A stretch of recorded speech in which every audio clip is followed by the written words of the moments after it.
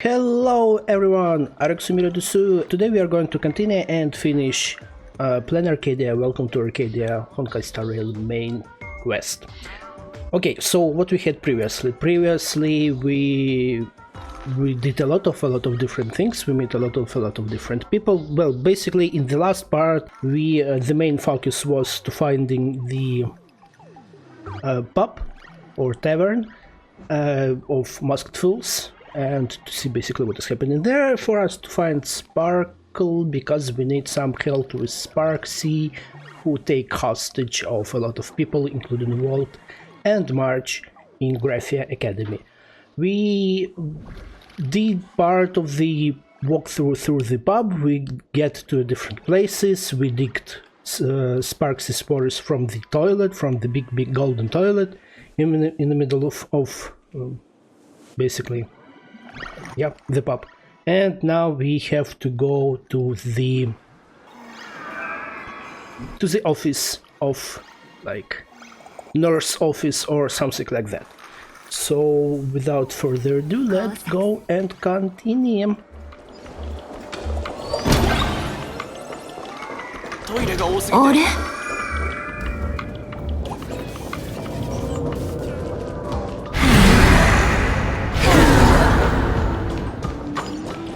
Pub っていうより迷宮みたい。だってここはもともと時間と空間の迷宮だからね。Yeah, this doesn't look like a pub. It definitely looks more like some kind of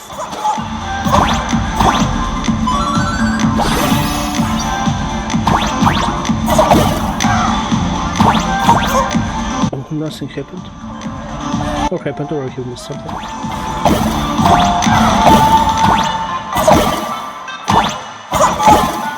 Okay.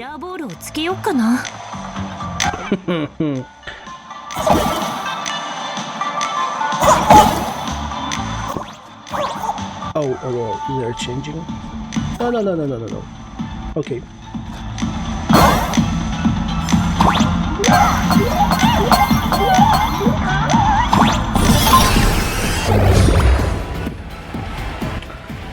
Trailblazer was like, well, maybe we will put a disco ball in the train. Come on, stop.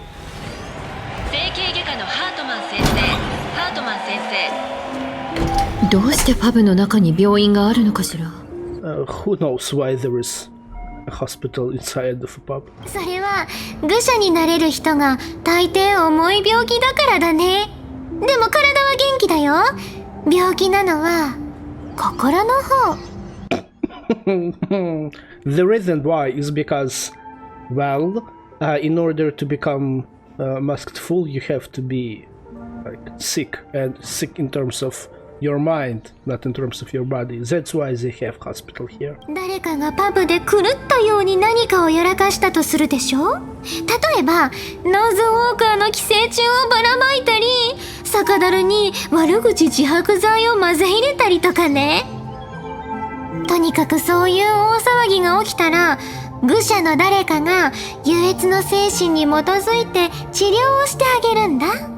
つまりここ既得状態に送り込むの。あれ、変なの。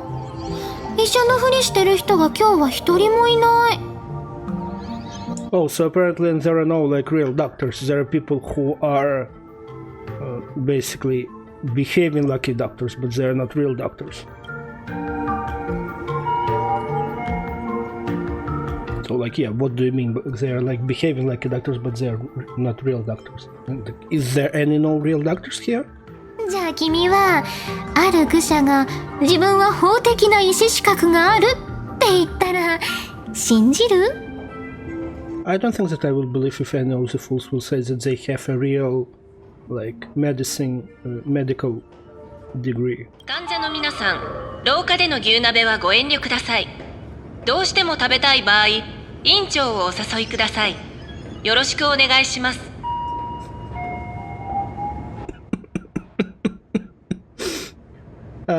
Dear sick people, patients, you are not allowed to eat beef nabe inside of a corridor, but if you are going to do that, please invite the head chief of the hospital.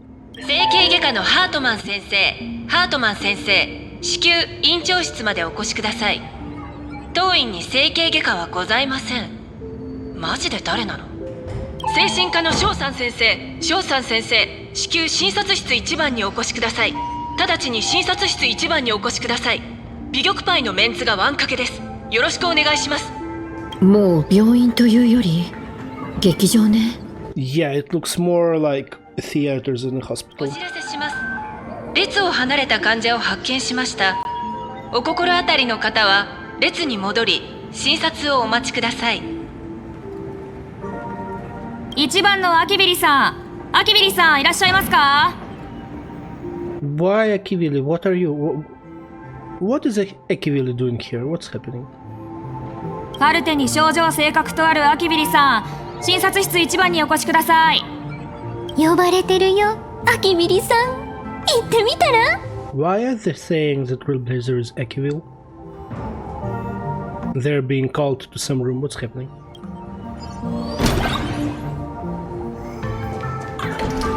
頭のネジが余ってあなたが面白くなか4ったら号棟に入院中のよく食べるさん。やっと戻ってきましたね、アキビリさん。あなたのカルテを確認しましたが、今のところ性格の症状も安定していますし、このまま経過観察を続けましょう。 Who are you? あなたの主治医ですよ。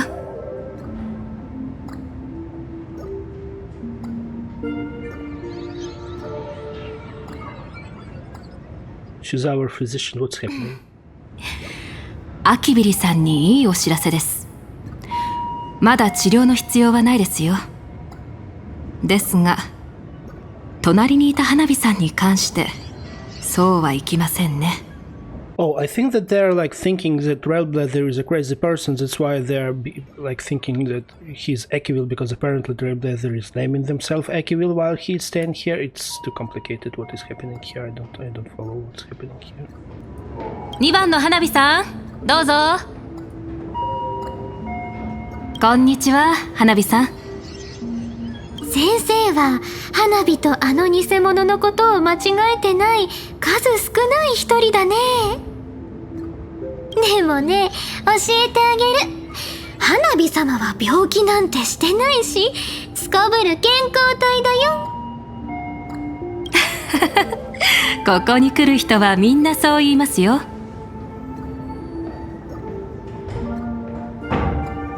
かなり多くの患者さんを見てきましたが、中でもあなたの症状は飛び抜けてひどいです。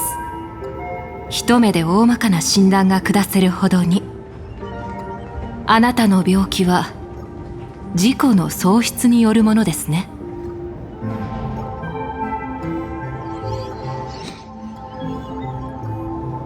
切れる人がいたとしましょう。その人は自分の最初の姿を覚えていられるでしょうか。いい質問だね。でも、もし1万ものキャラになりきれるなら、最初の姿が何だったかなんてどうでもよくない？話を変えるけど、君はミームウイルスの治療法について知ってる？ Oh, okay. Useful information. So we wonder whether that person knows about meme virus. ミームウイルスですか。市の方からすでに症例がいくつか送られてきていますよ。患者たちの共通点はネットのヘビーユーザーであることだとか。カルテはそちらにありますが、見てみますか？ And now we will go and check some medical records. 整形外科のここは二次元シティ？おかしい。パブは不思議な構造だから何もおかしくないよ。Yeah, and on the background, like in Windows, we can see the dual mansion city, and like Trailblazer is a little bit confused why we can see it, because, well, we should be in some kind of another dimension or something like that. But apparently it's okay because this is pub and things like that. It's okay that something like that is happening. So we have the main quest objective and the optional one. Let's at first check the optional one.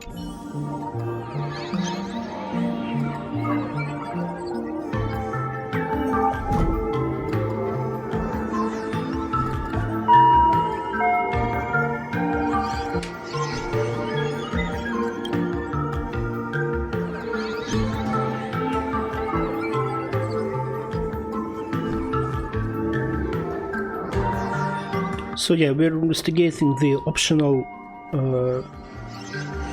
thing here, and apparently some person is saying that they're the incarnation of Anna, and if you know the lore, Anna was and is basically the Eon of Order.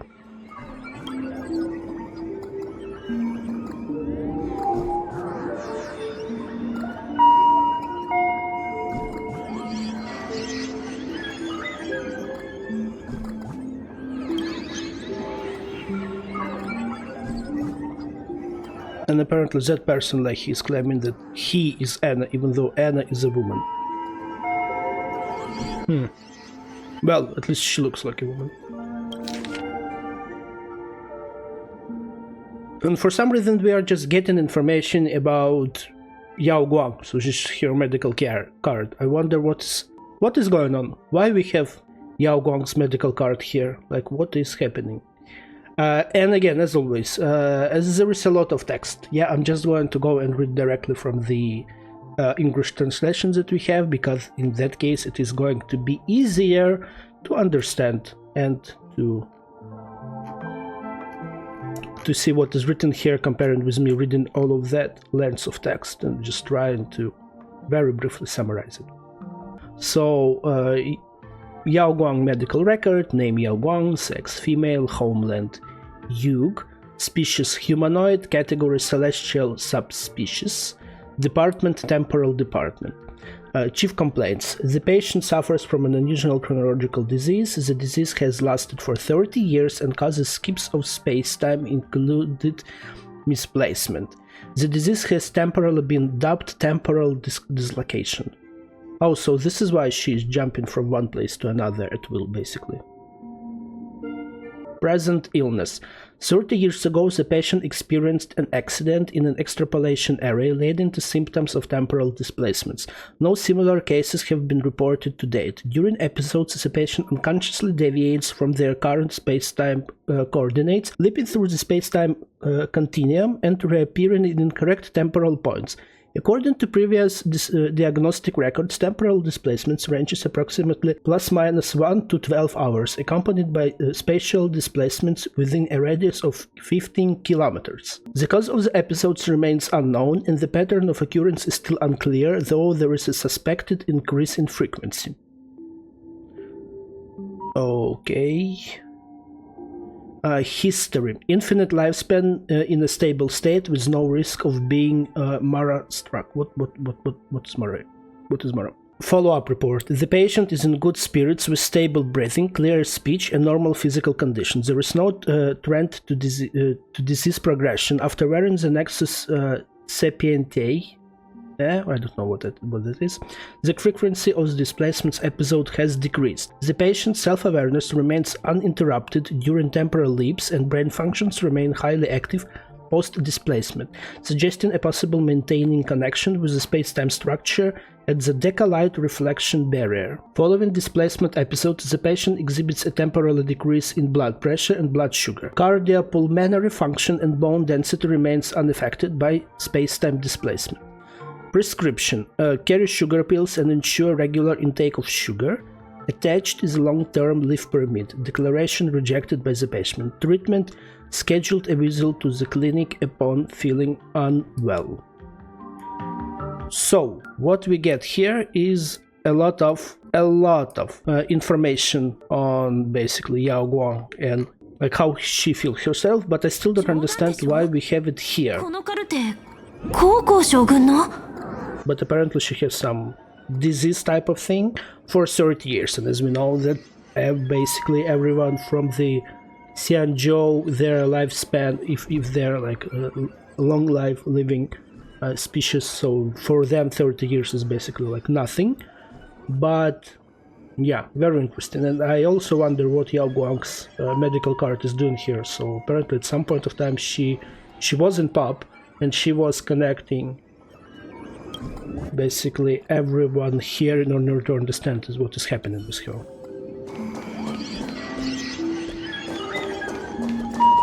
But she's not disappearing while you're playing her, while you put her, why she's not doing that and that. It would be really nice if she would just project herself to some other place while we are playing game. Okay, anyway, so now we are going to go and read the main thing which we have in here. So yeah, again, considering what are described there, yeah, in medical records, this is going to be almost impossible for someone like me, who is not a native speaker of Japanese and actually English as well, to go read one in one language and then go and translate it in another language. That's why we are using this short card basically here, when we are just reading what we have in English already prepared for us, so my life is a little bit easier. カルテは本棚にありますよ。一番左のファイルです。And we have another file with a lot of information here. Okay, this one is called Spark C virus cases and treatment plans. Okay, so affected by the supplicant Spark C, the Spark C virus is spreading outwards from Graphia Academy to surrounding areas. The Department of Operation Defense has affected the Phantasmoon Games emergency response plan, establishing quarantine zones and is providing targeted treatment to affected civilians. Based on infected vectors, several primarily treatment protocols have been established. All Academy mimetic treatment facilities are advised to reference these protocols when receiving patients. Details are outlined below. To ensure the safety of medical personnel, this report has been treated with mimetic scrubbing procedures and is safe to use. So text-based transmission. Infection vector and symptoms. The Spark C virus possesses the ability to spread through the written text. Upon viewing and comprehending virus Jaden text, the mimetic agency infiltrates the patient's self-awareness, causing them to continuously repeat phrases such as "I love Sparksy" and "I want to become Sparksicle." The condition worsens with each repetition, gradually transforming their self-awareness into that of Sparksicle. It should be noted that patients infected via text are highly likely have been exposed to compound infection from both auditory and visual mimetic vectors.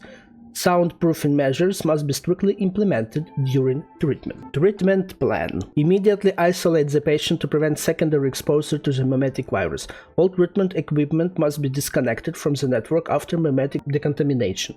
Then, following standard prescription procedures for textual memes, inject the patient with massive amount of redundant, harmless information to dilute and override the Spark C virus in the patient's cognition. Okay. Text frequency should be maintained between 22 to 26 characters per second, with each treatment session controlled with 0.5 system hours. And now audio transmission. So infection method and symptoms. The last harmful variant with distinct phase differentiation. In phase 1, after hearing specific trigger words, Sparksicle invades the auditory system, replacing all information the patient hears with Sparksicle. In phase 2, all sounds produced by the patient are replaced with Sparksicle, and they become contagious. The transmission method at this phase is extremely covered. For example, patients will hide Sparksicle within fragmented speech using patterns like, "Hey, what should we have for dinner tonight? How about spaghetti and meatball with cycle sauce? Please exercise extreme caution." Treatment plan. Expose the patient to high noise environments. This will continually disrupt the normal functioning of their auditory organs. No need to worry about damage to the patient. We have imported advanced medical equipment for the in terrestrial from the IPC. There would be any permanent residual damage. Then the correction device will be used to control the patient's vocal organs and force them to read the Intellitron-based emotion test and explain the rules until the patient is free from the mimetic influence. Why visual transmission? Infection pathways and symptoms. High-risk infected. This is too much. This is just too much. This is simply too much. Okay, so infection pathways and symptoms. High-risk infection type. When the patient is exposed to patterns contained in the Sparksy virus or the network, their cognition will rapidly become infected. Memes will cover their visual senses, causing the patient to perceive all facets as Sparksy, and their own face will also shift into being Sparksy.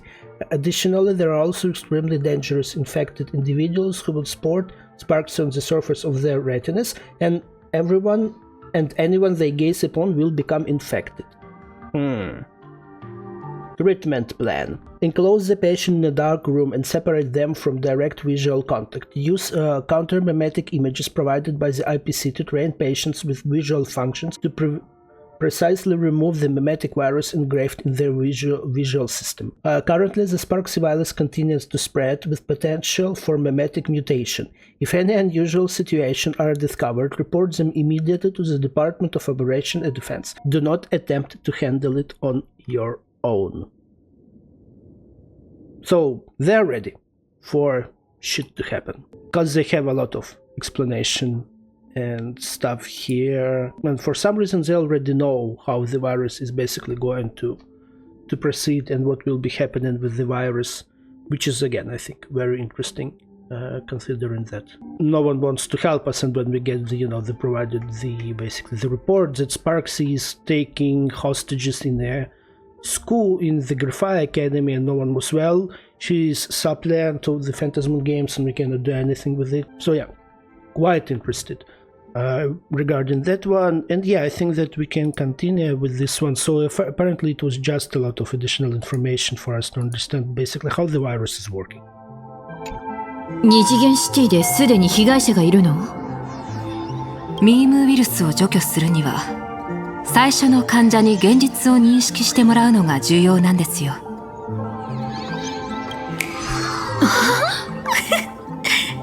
And apparently there are some people who is already infected with that virus in Duo Mansion City. どういうこと？これまで既得上等に来られたことはないんですか？別におかしなことじゃないでしょ。花火はあまりパブにいないし、一応言っとくけど花火は健康だよ。病を忌み嫌って症状を隠そうとする患者さんは大好きです。その自信徹底的に叩き潰してあげますね。花火さん、これから詳しい診断書を作成するので、その間は同じ病を抱える方々とおしゃべりでもしてお待ちください。Well, so we are going to speak with someone now who apparently has like the same こんなやぶで時間を無駄に。 virus or not. 花火さん、診断書ができるまでお待ちくださいね。So yeah, let's speak with people. I don't know who is here. 花火、おかえり。 Why they have him? Sparkles mask. I'm sorry. 君はずいぶん嬉しそうだね。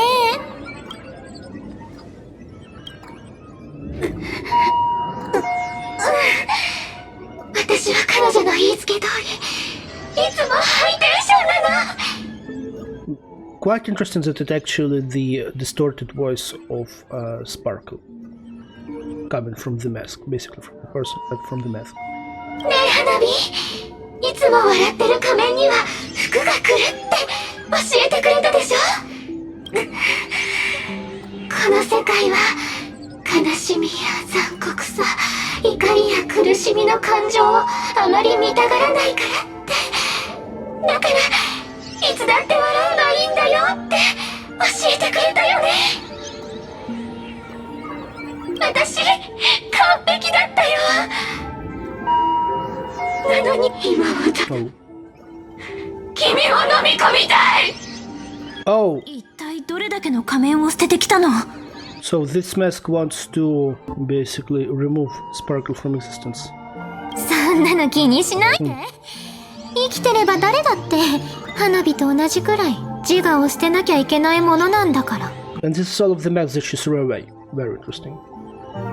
So she threw them away, some people took them, and they become possessed with sparkle-like... I was thinking that there is going to be a battle, but no battle for us, okay.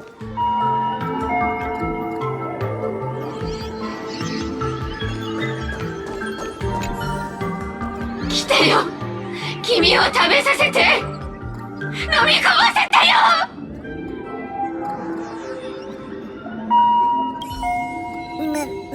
Okay. あなたが面白くなかったら花火、私のことを覚えてる？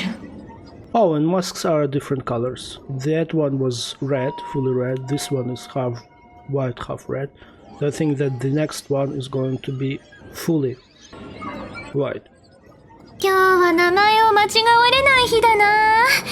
ここ1週間で一番ちゃんと呼んでもらえてるかも。ちょっと感動。私は君の最初の仮面。花火役の仮面だよ。What do you mean that you're the original mask? The sparkle roll mask? What is happening?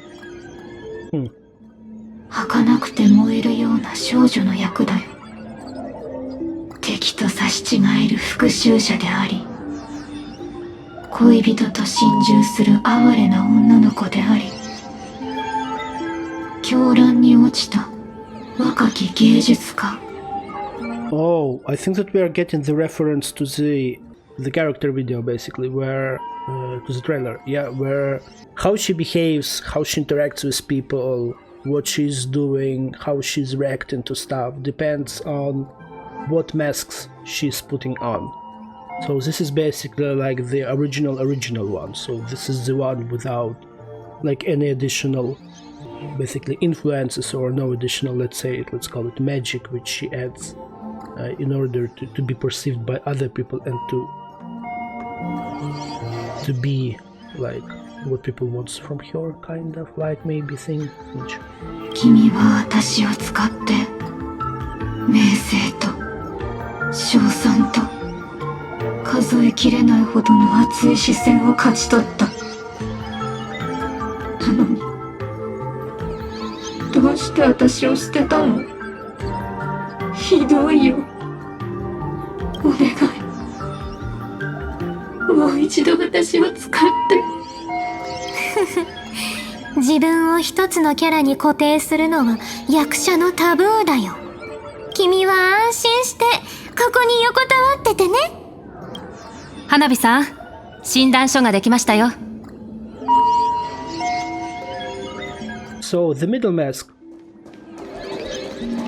basically is just sad because that was an original mask. Sparkle threw it away, and the original mask wants to Sparkle to wear it again. However, Sparkle doesn't want to do that, and she is mainly like saying, like actor fool, just cannot wear the same thing all over the time.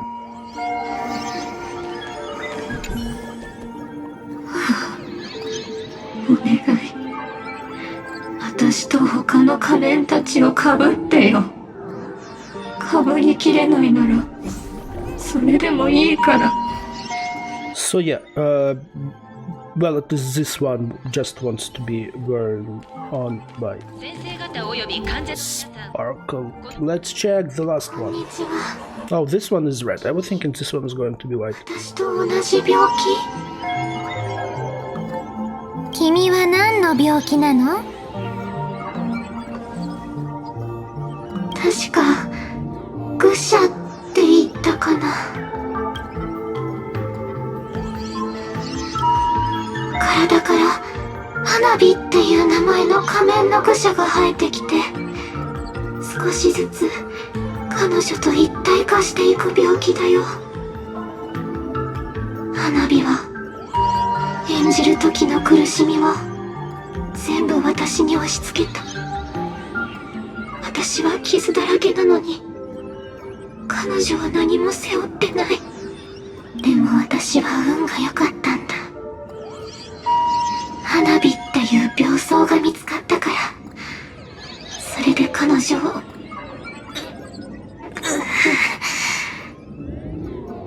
の忌々しい修行を体の外に出した。君は花火に捨てられた。ただの道具なんだよ。Very interesting. So apparently this mask was used for Sparkle to bear all of the pain which she had coming from basically the thing she was doing when she was performing.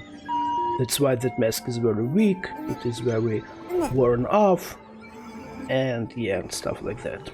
嫌だよ。また花火が生えてくるなんて嫌。It's very strange that this mask is saying that Sparkle is growing out of the mask, and like this mask doesn't want to have something like that. Quite complicated things happening here. I think that this is quite deeply philosophical stuff, which is not going to be related, at least for now, to us. Maybe, I think, I don't know. But anyway, let's just continue. 花火さんの診断結果をお伝えしますね。花火さんを構成するメイン要素は狂気、ユーモア、そして役者型人格でした。見事にバランスが崩れていますから、もう手遅れですね。ただ不幸中の幸いでしょうか。あなたの仮面はあなたから剥がれ落ちました。彼女はもう自由ですよ。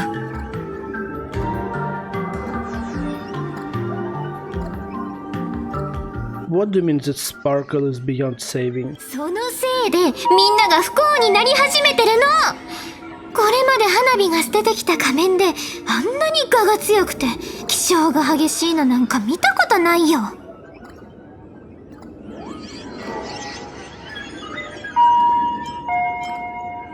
Oh, it is Sparks is not just an avatar, and Sparks is also one of the full masks? 彼女はもうあなたの理性の癌の侵食から逃れました。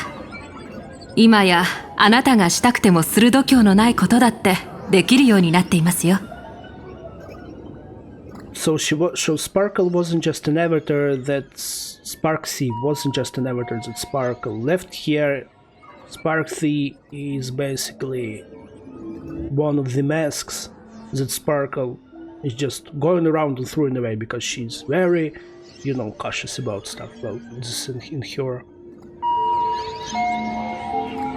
Looks like her, sounds like her. ふざけないで。この世で花火にできないことがあると思う？そうですね。長い間一つの仮面をかぶり続けることとか。あなたは蝶がさなぎから羽化するようにかぶった仮面を捨て続けてきました。それは顔を固定されたくない、束縛されたくないと思うから。同じ場所にとどまり、固定観念の中に縛り付けられることを恐れている。自分が優越ではなくなるのが怖いんですよね。だから火花を描き、ネット上で火花になったのでしょう。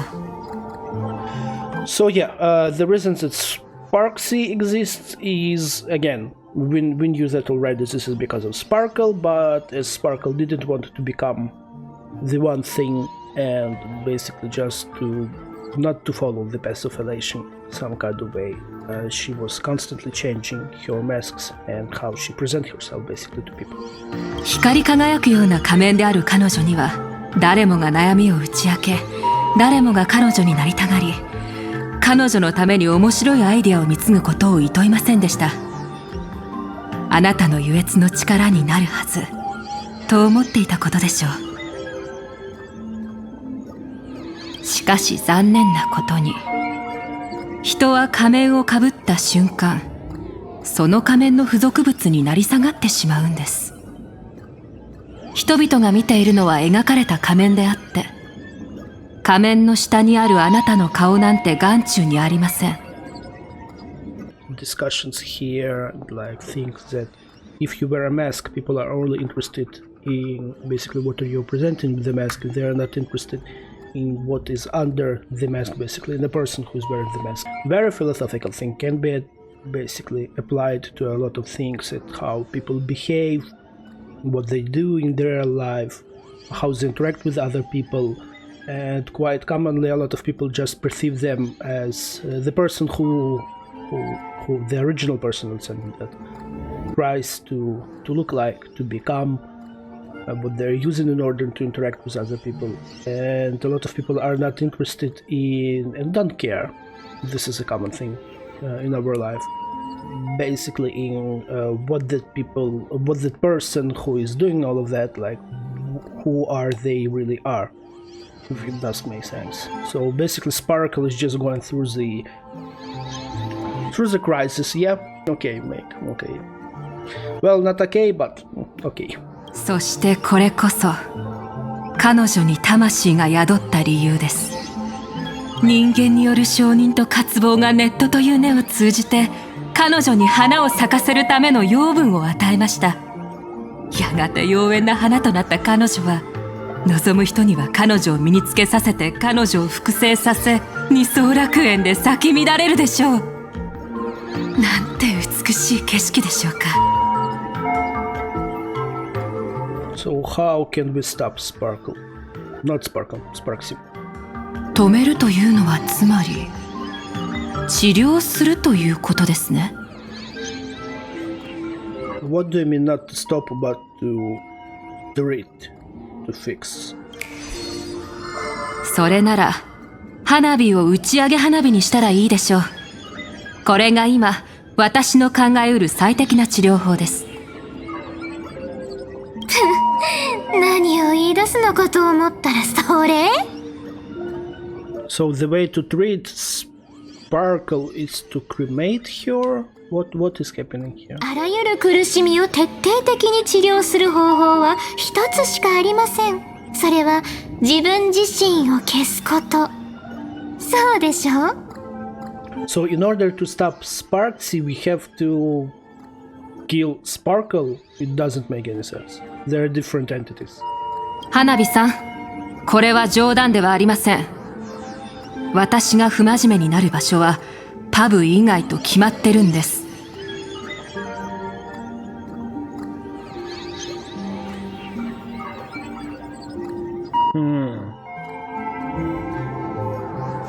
ここでは私はカッコつきじゃない本物の医者です。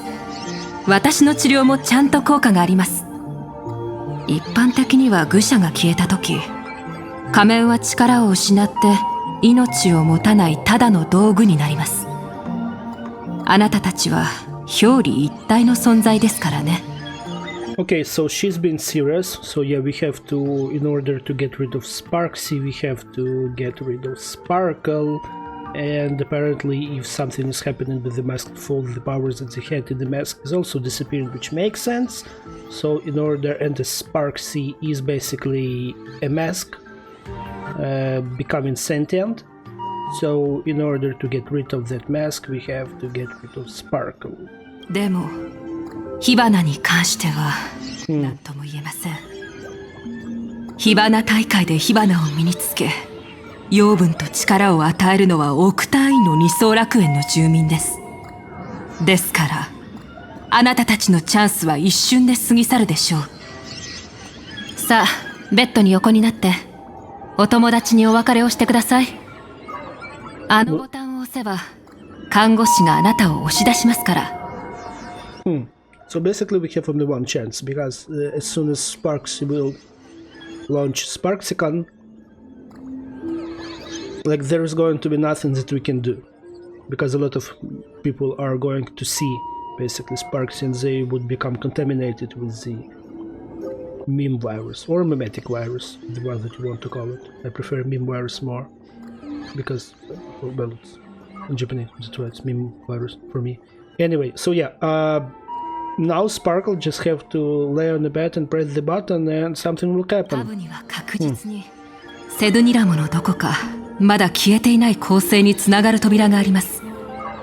看護師があなたをそこまで押していって全部おしまいです。嫌だって言ったら？相応の覚悟はあるんでしょうね。Oh, so wait, Sparkle doesn't even have an option to say no. So it's anyway going to happen. You see, she cannot even move. 花火さん、七死人さん、選択はあなたたちに委ねます。私のことはお気になさらず、早く宇宙船に乗ってさっさとここを離れないと。笑いの神様。Very interesting. So she doesn't have any options, so it should be done, but we still have an option. Basically, what we are going to do next. It depends on us and Sparkle. This is too complicated. I am not following what is happening here. なんで縛るの？足毛ちゃん、姫子様、助けてよ！火花を倒すのも協力するから！ This is funny when she cannot move. She's trying to move, but she cannot なんで move. 縛るの？ This is fun. This is funny. 足毛ちゃん、姫子様！ Okay, so let's あん speak たたち this. 仮面の愚者にとって仮面はなりたい姿の具現化であって、それを通じて力を得られる。けど同時に仮面に縛り付けられていってしまうのね。あんたが火花を避けていた理由もそこにあるんでしょ？彼女があんたから盗んだのはミームウイルスだけじゃなくてあんたの力もだったから。でもなんだか腑に落ちたわ。パブの愚者がジョークを言ってたわね。仮面の愚者から仮面を取れば残るのはただの愚か者。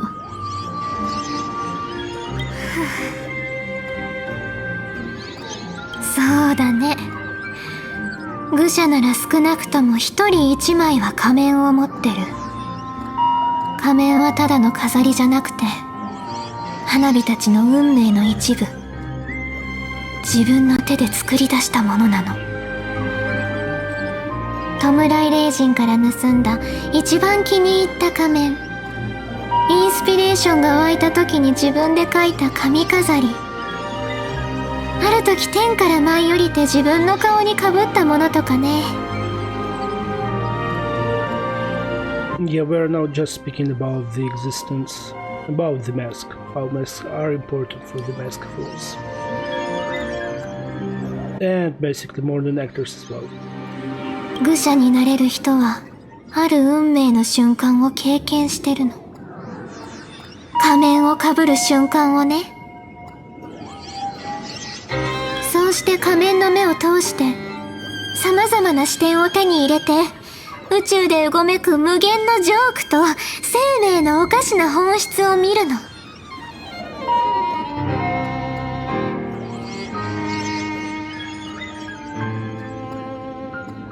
君の言う通り、仮面は花火たちが望む姿。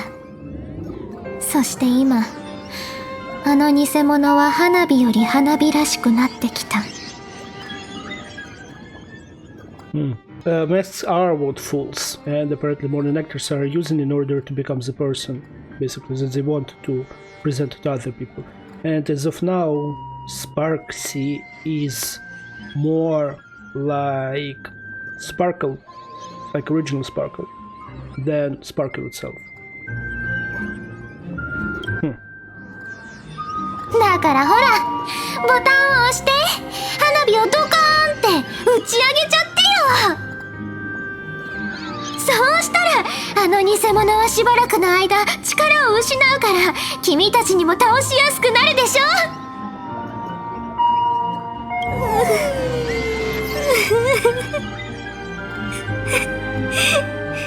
ねえ本当に押す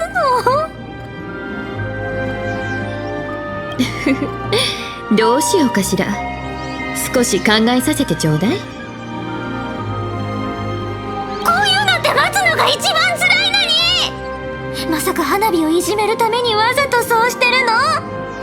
ちょっと足毛ちゃん、なんとか言ってよ。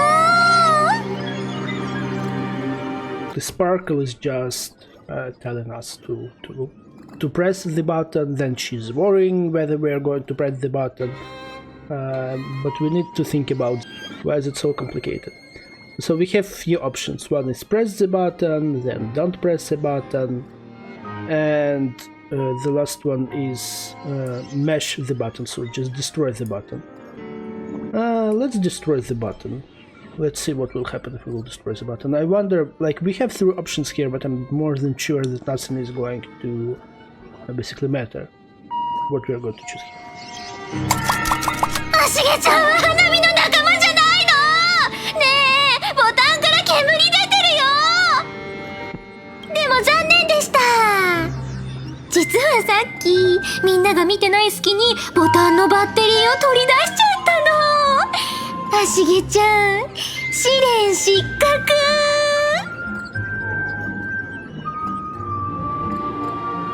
What do you mean she took batteries out of the button? What is happening on? And we failed the test. What test? What was happening here?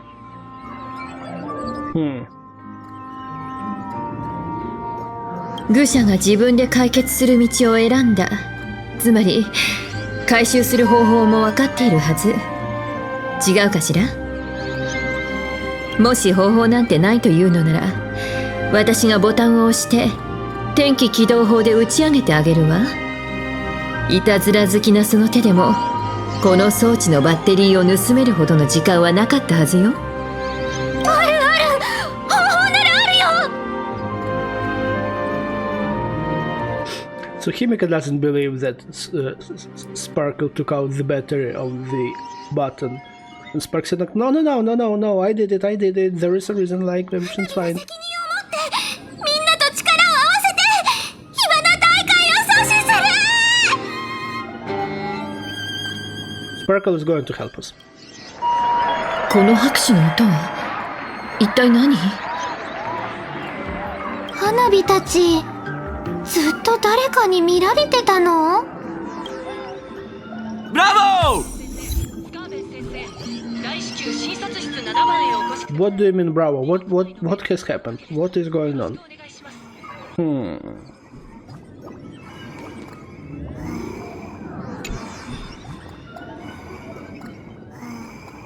So your Sparkle is still being held here by something that we cannot see.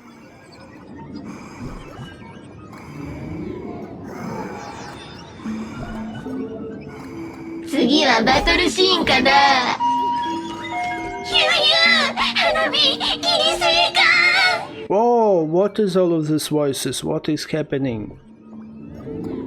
But apparently we have to break this glass. これは面白すぎる。ブラボー！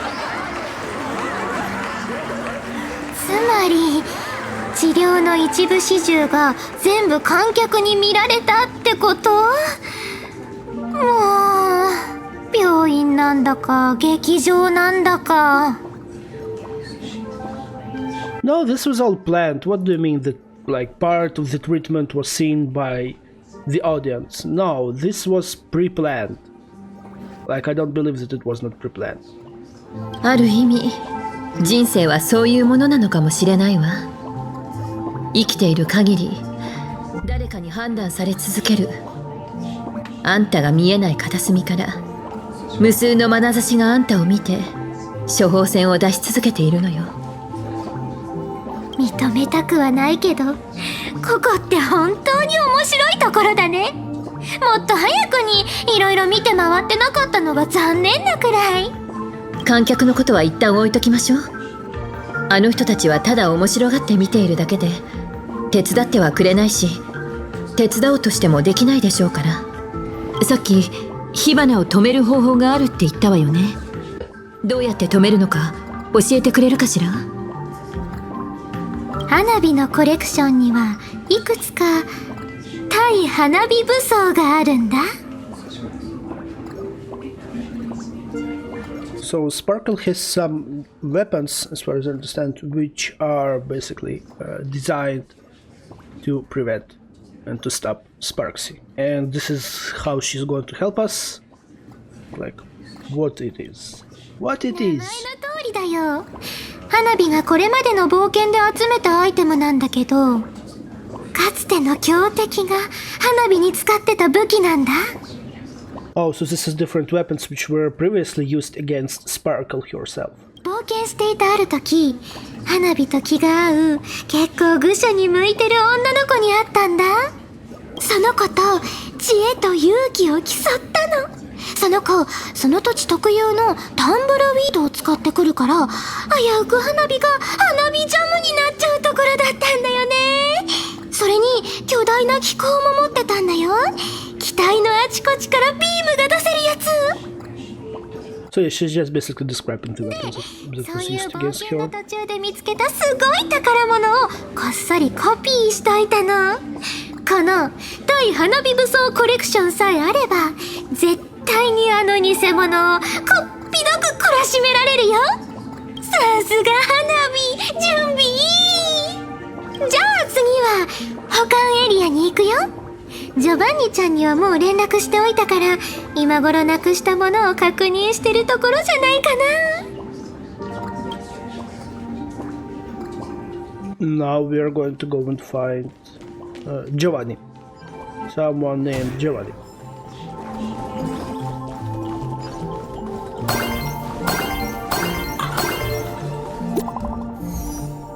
Oh, message from our Tanuki guy. Tanuki guy. I love Tanukis. Tanukis are cute. What do they want? Why are they interrupting our playthrough?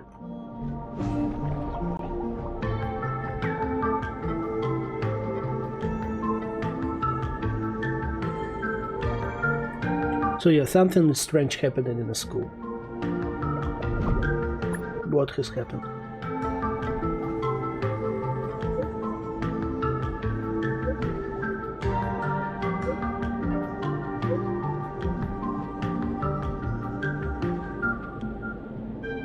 So yeah, basically just an information that something is very strange happening in the school. That's it.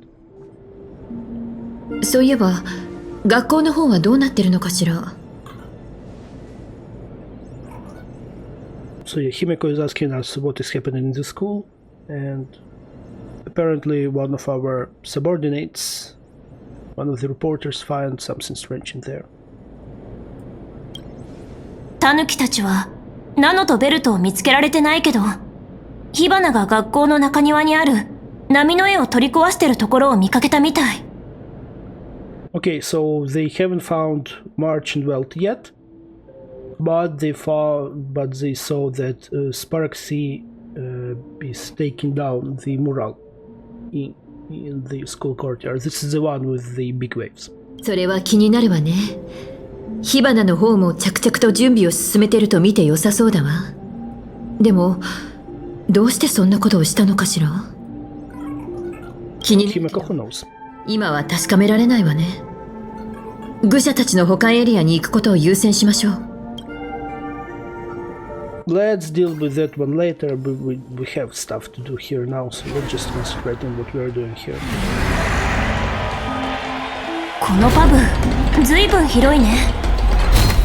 まあそれなりにもっと楽しめる場所があってもいいと思うけどね。ダンスホールにあんなに人がいるなんて。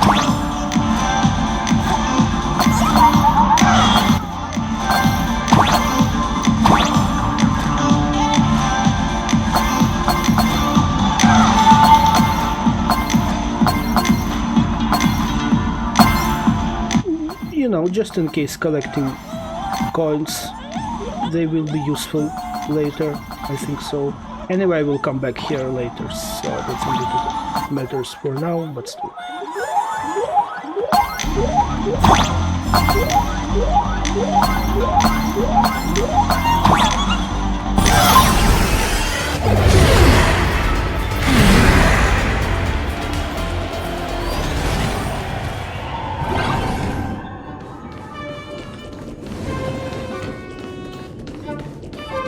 Masks, some kind of saving thing. やっほー、ジョバンニちゃん久しぶりだね。そこで何やってるの？何ってあなたのためになくしたものの確認をしに奔走しているんですよ。おや、誰を連れてきたんですか？ So yeah, this is Giovanni, who is half sticking from the painting.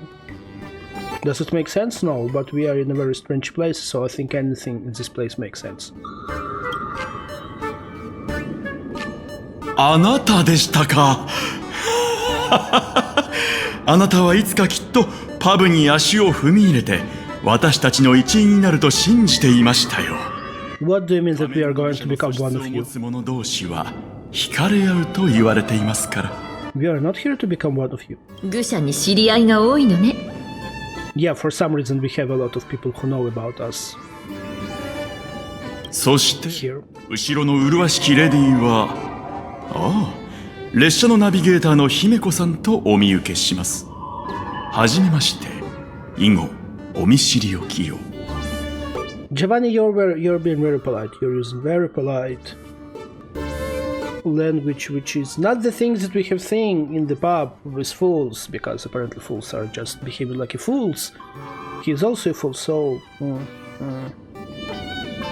When in a place where everyone is speaking to you very casual and there is some person who is starting to speak with you very politely, this is sus. 姫子でいいわ。こちらこそよろしく。ここは本来愚者以外の立ち入りを禁止しています。ですが花火さんがお連れになったわけですし、私の古い友人でもありますから、保管人である私が特別にご案内しましょう。ジョバンニちゃん、話が長いよ。サンボちゃんがね、君は人に会うたびにあのセリフを言うから、耳にタコができそうなんだって。愚者たちの財宝、記念品、いたずら道具、お求めなら大宝を持つ声、探せ。彼らはこの世のすべてをここに置いていった。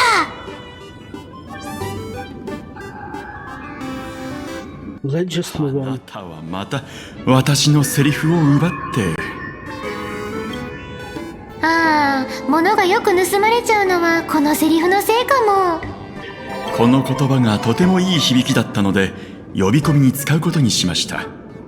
それからここへの訪問率は 26% アップしましたよ。そのくらいにして本題に入ろう。Yeah, let's move on to the topic while we are here. 見た？花火が集めた対花火武装を取り出したいんだけど、どこにあるの？はあ、あなたの保管品リストは備考欄も空欄ですし、めちゃくちゃなんです。今回私が見に来なければどんなものが隠されているのか分からずじまいになるところでしたよ。そしてその対花火武装ですが、それは何なんですか？私が教えてほしいくらいです。Yeah, like Giovanni looks like a person who's basically in charge of the whole pub and the things that are happening there, as far as like this is at least this is the impression that he is giving for now. And we are again trying to find all of those weapons which can be used against Spark C, and apparently Giovanni knows where they are, so we are trying to get the information from him where they are. もうどうぞご自分で探してください。Oh, go and find it by yourself. ひとまず Great. あなたの要望通り金庫の入り口からあなたのコレクションルームに入れるようにしておきましたから。ねえ、これは偽物のやつ？知りませんよ。さっきまで確認してやっと見つかったリストにないし。なんだろうこれ。大きな制御。Yeah, this is a big stellar jade, and we are going to interact with it.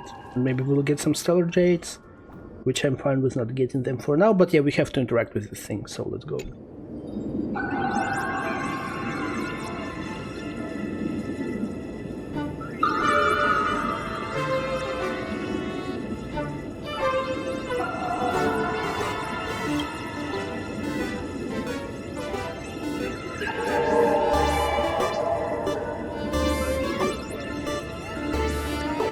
And basically we are getting the description of what this thing is and what the stellar jade is.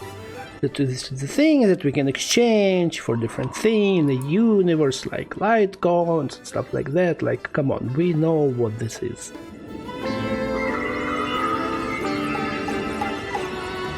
If you are in planarcadia and you don't know what stellar jade is, I have questions for you.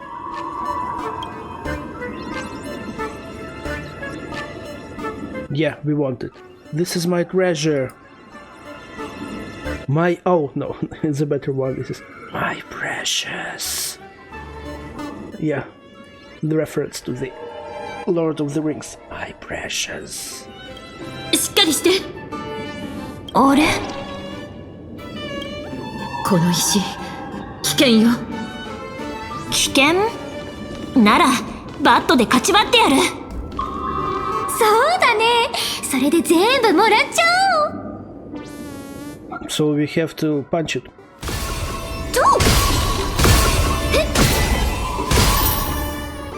Oh, we get 60 stellar jades. Nice. What next? 火花からのプレゼントは気に入ってもらえたかなやっぱり七死人を捕まえるなら精力だね。 Yeah, it was a really good way to capture us.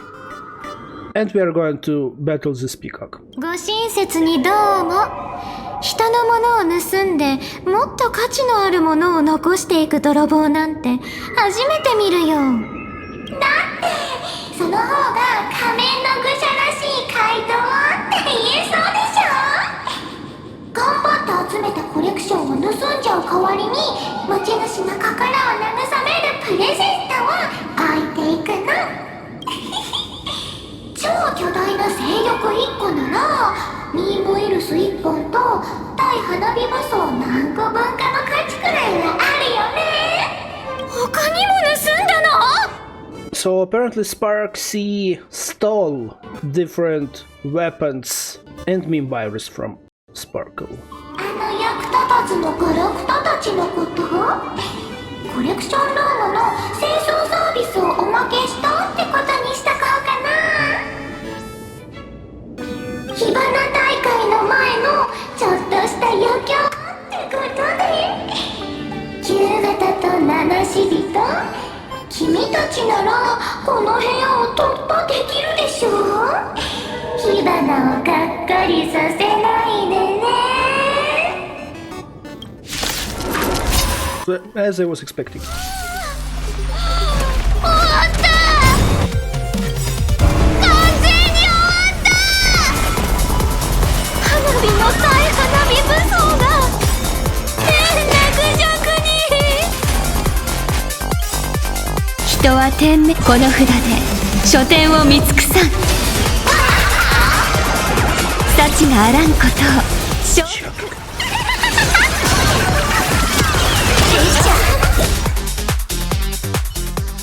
ジョバンニちゃん、ここのセキュリティガバガバじ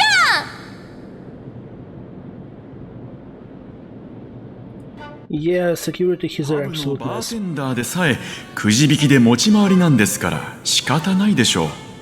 あなたのために保管エリアにコレクションの数を確認しに来る人がいるだけでもありがたく思ってください。火花に花火の力だけじゃなくてコレクションまで盗まれるなんて。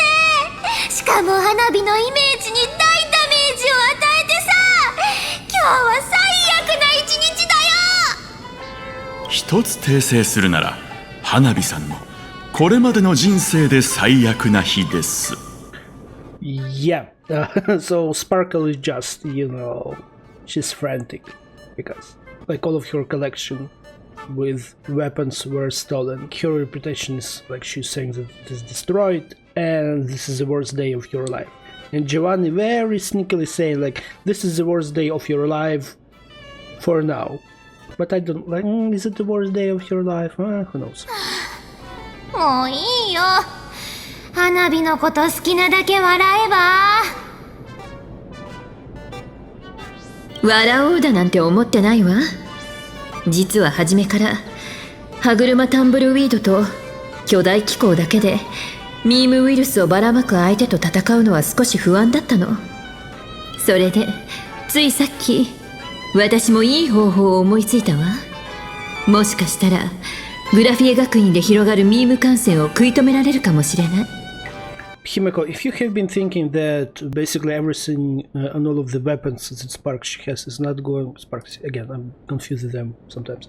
That Sparkle has is not going to help us, why have we been looking for stuff like that? And what do you mean you have some idea which is going like to help us with basically with the meme virus? So, 力は力で抑え込まないと。 what is the plan? そしてミームウイルスは水で一掃できるはずよ。 What do you mean you can wash it with water? Why? Why we can wash the mimetic virus with water? どういうこと？学校に潜り込んでる助っ人の情報によると、火花は学校の中庭にある絵を取り壊してるらしいの。 Okay. あの現像風景画焦点ソーローズはグラフィエ本人の作品だと言われている。一説によると、あの波はもともと絵を描くときに失敗した部分を洗い流すために使った鳩川の水だそうよ。祝福を受けた波だって絵師たちが言うから学校に残したらしいわ。 So the pictures that we had, the mural with, you know, the wave inside the Graphia Academy was written by Graphia himself, and apparently it was based on the, like this was influenced or something like that with the water from the Hatogawa Dove Brook, I think it is the English name, river. Yeah, they're just saying Dovebrook River, but like the English translation is making it very, very strange because they're thinking like Dovebrook River, but it's not correct because we are saying the river basically two times. In Dovebrook is the original Japanese name, and I think the Chinese name as well. The river is already included in the names, that's why we cannot say it like... We cannot use river twice. It is the same thing with Fuji. So in Japanese it is like it can be called as Fuji-san or Fujiyama, and Yama is the character which represents basically the mountain itself. So as it was like previously said, well, at least in my language, quite commonly it was said like Mountain Fujiyama, which is not correct because the name of the mountain itself, well, it is volcano, but anyway, the name is Fuji, so that's why it cannot be used that way. We have the same, as far as I can just as I've checked now the English translation, it is just describing this as Dovebrook River, but this is not correct. Dovebrook is already the name of a river, so you cannot add the river to the name because, like, yeah, problems with translations. How people... It's strange that people still don't know how to translate stuff. Very simple stuff.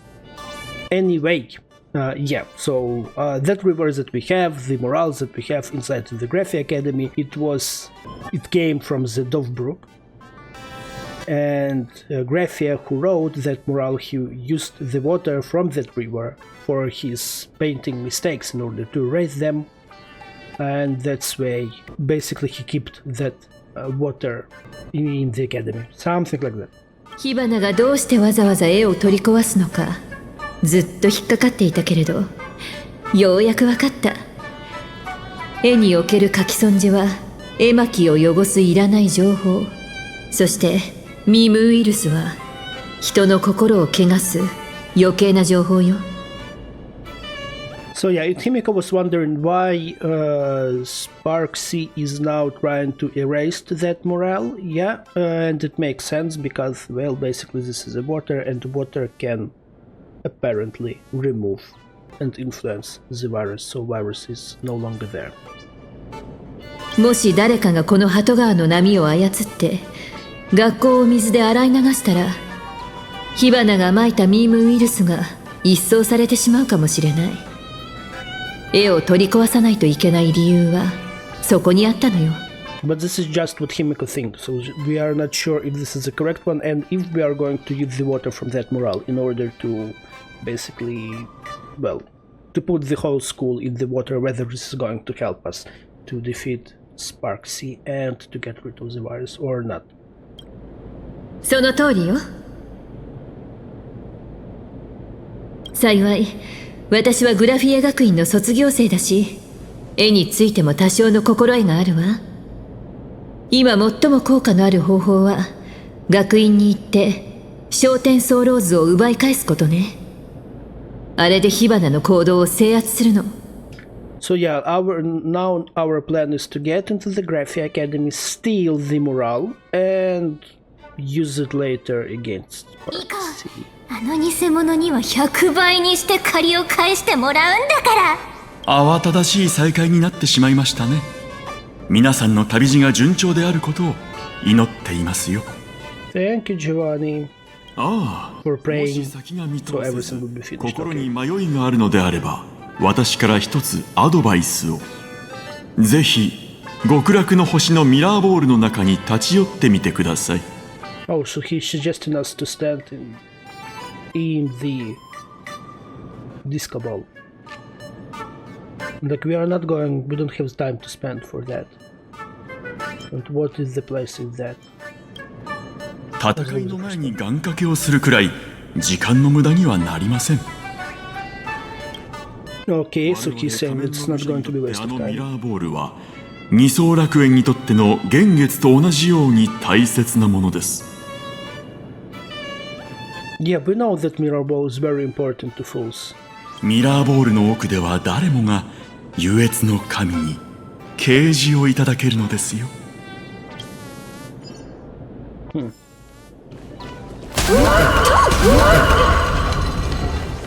Okay, so I think that we are going to the mirror ball. Ah, new message from our Tanuki guy.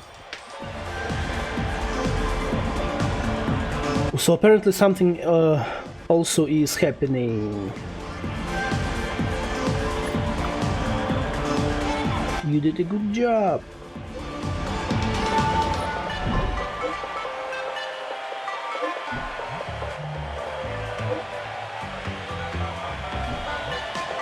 Can you please wait a moment? Ah.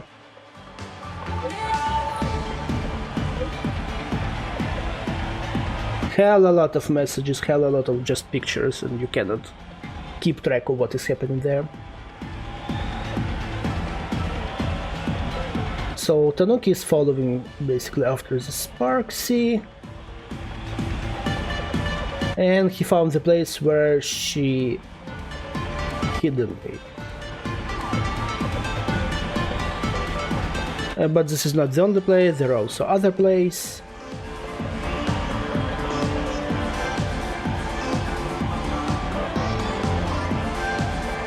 And he is going to put his life on the line in order to do everything that we need. You don't need to do all of that.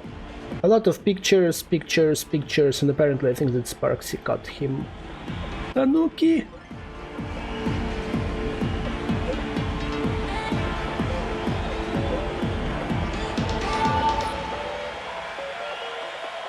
Yeah, so he got caught by Sparkle and by Sparksy again. And Sparksy is now answering us because, well, she's using Nameless, and Tanuki is not going to call us Nameless.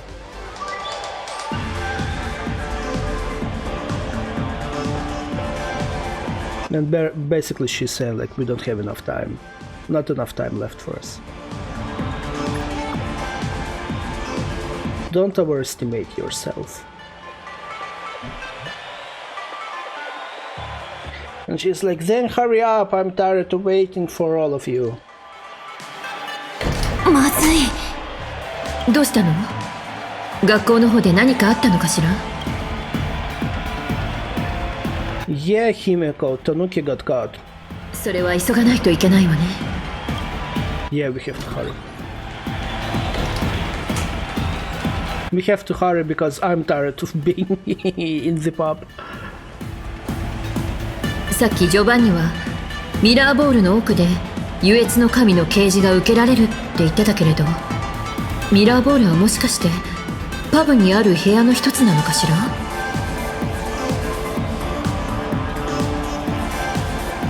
ピンポーン！勘が働くね。あれはただピカピカ光る球体じゃないの。愚者にとってのお宮だと思ってくれていいよ。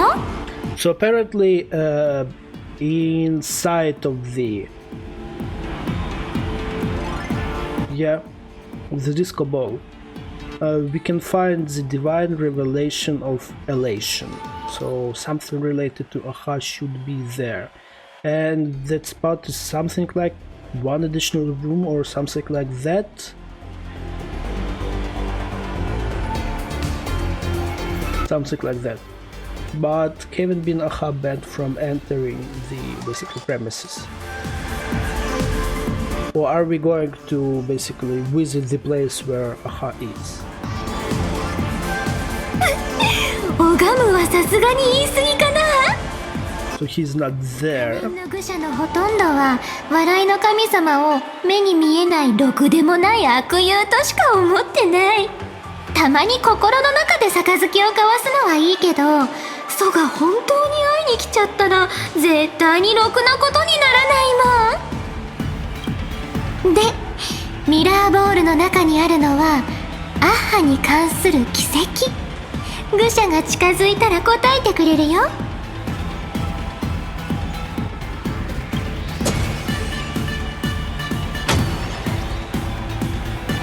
いいもの見せてあげるからついてきて。開けこも。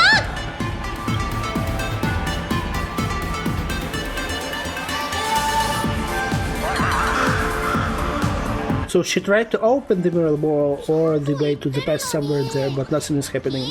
開けごま。開けごま。ごま。開け。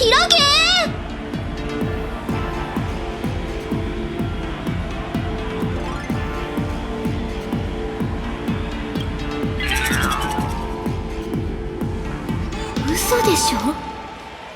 ソにとって花火はもう仮面の愚者ですらないの。すごいサプライズだよ。偽物が花火の身分も奪っちゃったなんて。 So Sparksy cannot open the thing.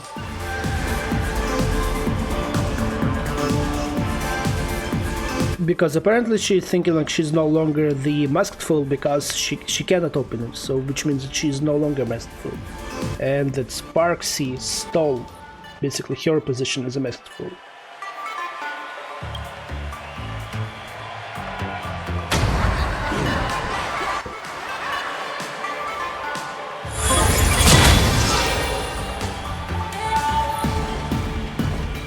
What do you mean there is another masked fool in here? Trailblazer is a masked fool? What's happening? 嘘でしょ。こんなのってあり？ What? 悔しいけど、足毛ちゃん、ミラーボールは君に扉を開いた。つまり君を認めたってことだよ。 So yeah, apparently Mirror Ball or this Disco Ball approved of Trailblazer, which like, okay, it makes sense. Trailblazer is always going to be approved by any Aeon out there in existence because Trailblazer is the main character. So yeah, let's just go and continue, enter this Mirror Ball and see what's going to happen there.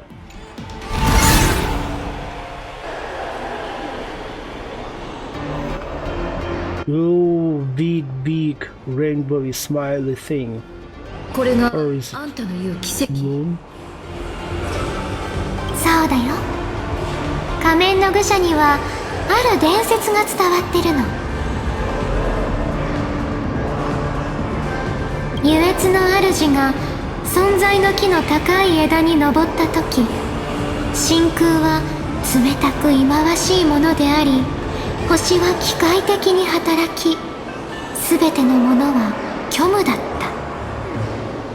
た。 Okay, so now we are getting basically the part about the Aha himself, with the explanation how he became Aha, that he just climbed on the...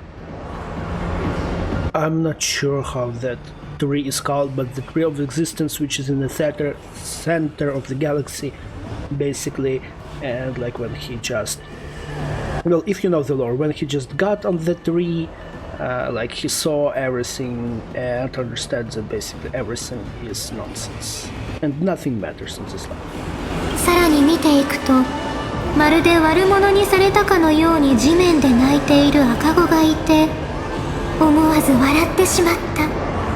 その笑い声が冷たい宇宙を切り裂き、今もなお世界に響き渡っている。Yeah, and that when he was at the tree and looking at everything all at once, he saw a child on the ground crying, which made him laugh out loud, and his laugh just went through the whole galaxy, and it is still can be heard. So yeah, this is basically the lore stuff. 一種の比喩だっていう人も多い。でも彼らには悪いけど本当のことだよ。タブの人たちはそれを原初の笑い声の反響って呼ぶの。その反響が空間を引き裂いたんだよ。Wait.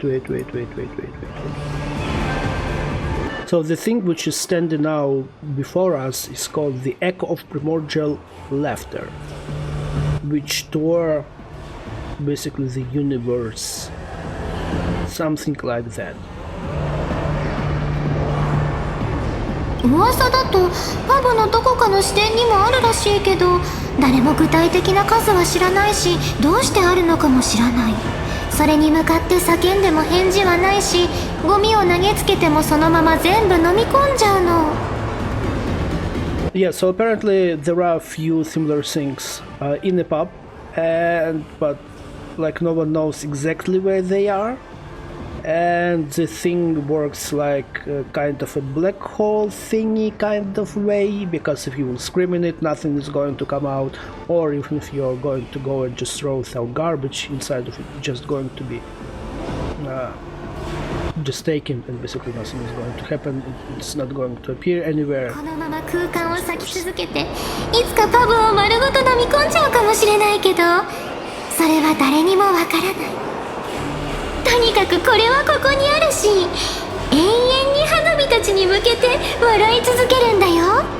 Yeah, and as I was like my assumption was correct that it is something like a black hole, because apparently it may suck all of the pub sometime in the future in some way, but we don't know when it's going to happen or whether it's going to happen, and it just exists here in order to provide, you know, this laughter to all of the fools. So is this the thing that Giovanni talked about, and how can we basically manage it to work? ひとまず手を入れてみて。So you want us to put a hand in a thing which suck everything and no one knows where those things are appearing. 運命の岐路に立たされた時、愚者なら裂け目に手を入れれば何かに触れる。パブの人たちはそれを笑いの神様からの賜り物って呼んでるよ。それが祈る者に何をもたらすかは誰にもわからない。幸運か、それとも悪運かすらもね。一つだけ信じていいのは、それが君の運命をより混沌に導くってことだけ。あしげちゃん、やってみなよ。So yeah, we have to put our hand there, like there is no other options, so we will put our hand here.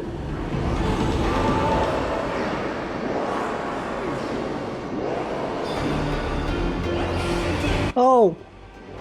Amphoros mentioning. Nice, haven't heard from Amphoros during all of this thing that was happening here. Nice to hear about Amphoros. 助けてアキビリ。どうかアキビリに免じていじめないで。私の手は美味しくないよ。She's like, Ekivil, help me! With the name of the Ekivil, please don't bully me, don't eat my hand is not tasty. Ah, it's funny.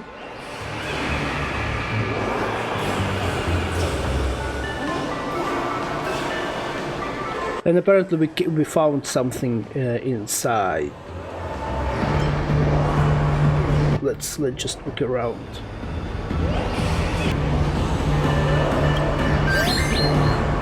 これは Why did we get banana out of there? これは何かしら。 Banana!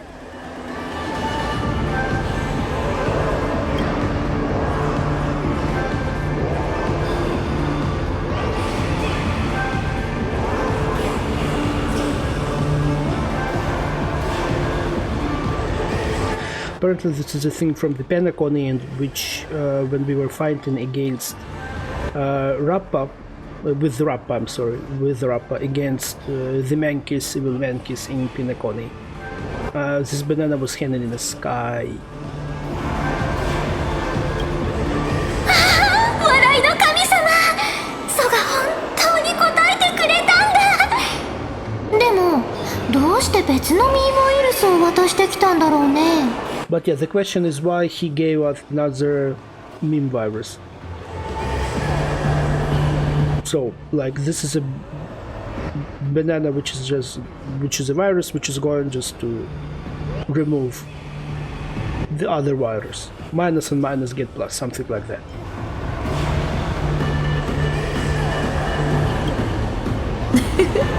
わかったわ。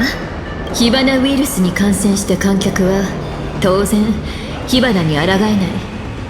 私たちが学校に乗り込んでも少ししたら同じ道をたどるでしょう。でもその前に別のミームウイルスに感染していれば話は別ということになるわね。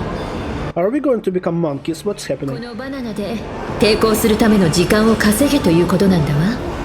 実に優越らしいユニークなユーモアセンスね。さあ行きましょう。 Ashvale with narrator. あれあれ、君たち誰かな。ここに一度に入れる愚者は一人って決まりなんだけど、知らないの？ Which is like, who are you? Only one next fool can get in here at a time. Don't you know about 僕た that? ちかい？通りすがりの名探偵とその助手だ。僕は随分長く眠っていたのかな。それとも単にこの世界は猿になることを厭わないほどに堕落してしまったのか。この時無知な犯罪者は自分たちが運命を変えられる宝を手にしたと思い込んでいた。しかしそれが全世界の理性を破壊できてしまうほどの代物だとは全く気づいてなかったのだ。 So yeah, narrator is just narrating the situation. 語り部君、戦う前にナレーションを入れるのはよさないか？ Like, narrator, can you just not put the narration before we are going to fight? しかし何かしらする必要がありますから。などいかがでしょうか？まあそれで楽しいなら構わないさ。そこの3人よく聞け。今すぐそのバナナを床に置いてここを離れろ。そうすれば今までのことは見なかったことにする。So he just wants us to put that banana and get out of here, and like if we are going to do how he says, he is going to let it go. But this is not what is going to happen, Ashvale. So... だがもしよからぬことを考えてるなら、彼女たちに手を出すならまずはこれを食らってもらいましょう。 Sampo, what are you doing here? How have you appeared here? What is going on?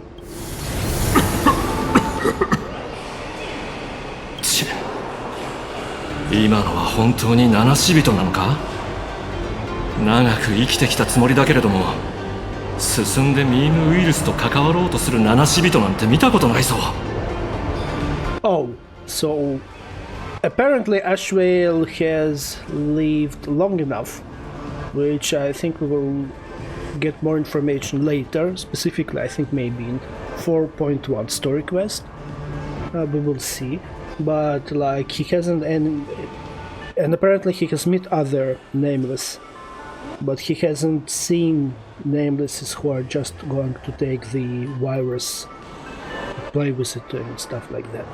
あれは正真正銘通りすがりの七死人ですよ。七死人たちを追わないとな。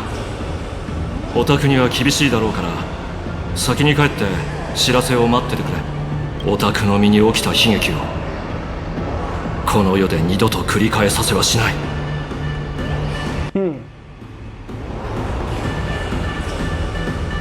Like, the thing with Ashwell becoming quite interesting because he's very mysterious for now, as far as I can see. Like, because I haven't seen any information about his origin and stuff like that, so I don't know anything about him for now. I don't know how I managed to do that with the social media and stuff, but yeah, I don't know anything about him. So this is going to be very interesting that he don't want to repeat basically the history, so the same thing is going to happen again. I wonder what he's talking about. And he's also saying for the narrator to go and wait for him in his office, so apparently for a narrator not to be injured and stuff like that.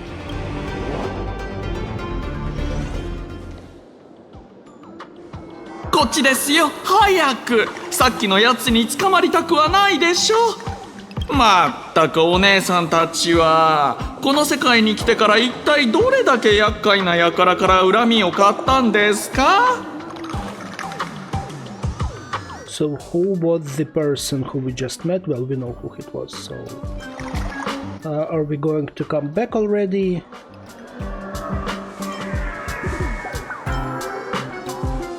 Yeah, are we going to come back? 今日ずっと嫌な予感がしてたんです。僕は常連さんのことをいつも気にかけていますからね。それで様子を見に引き返したら案の定といったところです。ありがとう。私からもお礼を言わせて。準備も整ったし、そろそろグラフィエ学園で人助けの時間よ。散歩、二次元シティに一番早く戻れるパブの門を知らないかしら？ So Himeko is now asking whether Sampo knows the way, like how we can come back to the dual mansion. もちろんですとも。パブの隠し扉や近道についての知識で僕の右に出る者はいません。わかったから早く案内して。 So yeah, we are now going, well, had to go to the place, to the basically dual mansion city, to find the fastest way to get there.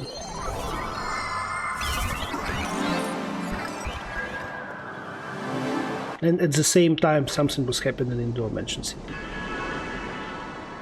Oh!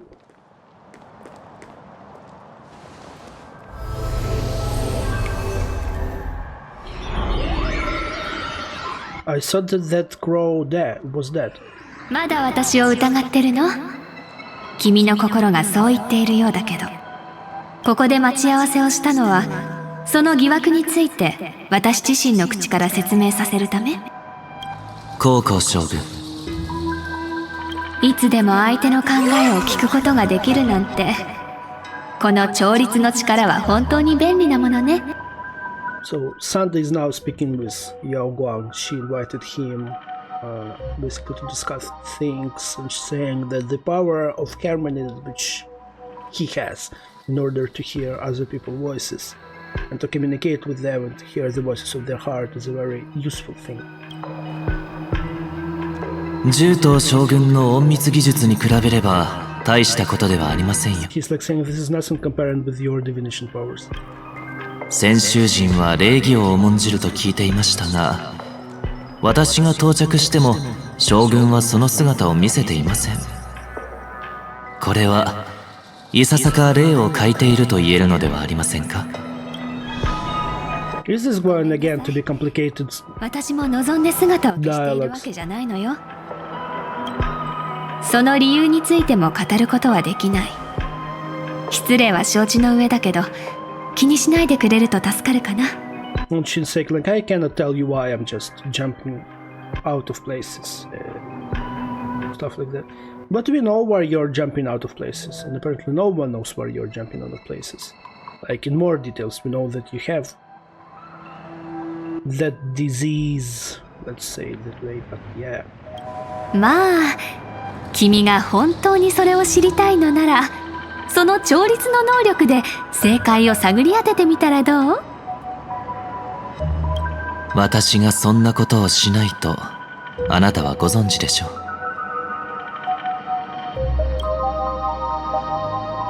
それに今はできません。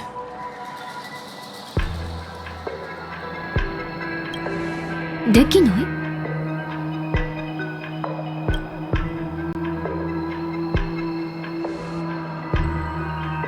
今こうしている間も周囲の人々の考えが押し寄せる海流のように私の頭に流れ込んできているのです。Okay, so apparently Yao Guang said that if you want to get more information, you can just sneak into me and just to check what is happening there. And Sunday saying that he cannot, which make Yao Guang quite confused in terms of like, what do you mean that you cannot? And he's getting a lot of emotions and stuff from basically people there. 私はこれらのノイズを遮断する術を持ちません。自分の思考が他人の意識に飲まれてしまわないようコントロールするだけで精一杯なのですよ。So apparently he's like getting all of that emotional noise from other people, and it takes him a lot of time just to control what is happening inside of him and not to get lost in all of that. No, poor Sunday. なるほど。私が君と姫子さんの個人的な会話に割り込んでしまったのもそういうわけだったのね。私の調律の力は現在制御不能に陥っています。この仮面が私の能力をねじ曲げてしまっているのです。Oh, poor Sunday. So he cannot control what is happening there, and the mask is the reason, because it is not allowing him to control it. 私はそうは思わないかな。制御不能になるのはあくまでも一時的なもの。むしろその仮面は君の力を強化しているはずよ。まさか調律は調和によってもたらされた能力ですよ。優越がそうやすやすと介入できるとは思えませんが。例えば優越が単にあなたのその能力に燃料を注いだだけだとしたらどう？ Okay, so Sunday cannot understand how elation can interfere with basically the harmony that he has. And Yao Guang is just suggesting that maybe elation is just making it more, like let's say just making it more, so he gets more of basically the noises, emotional noises from other people. 思うにこの仮面は聖越者と二層楽園の人々とを結びつけ、そこから生じた同じ運命の力を吸い上げて君たちへ供給しているんじゃないかしら。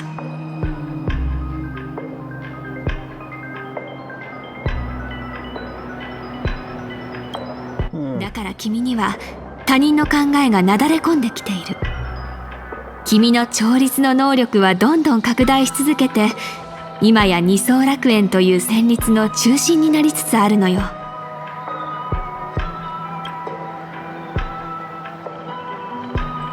将軍、どうやら私は貴重な贈り物をいただいてしまったようですね。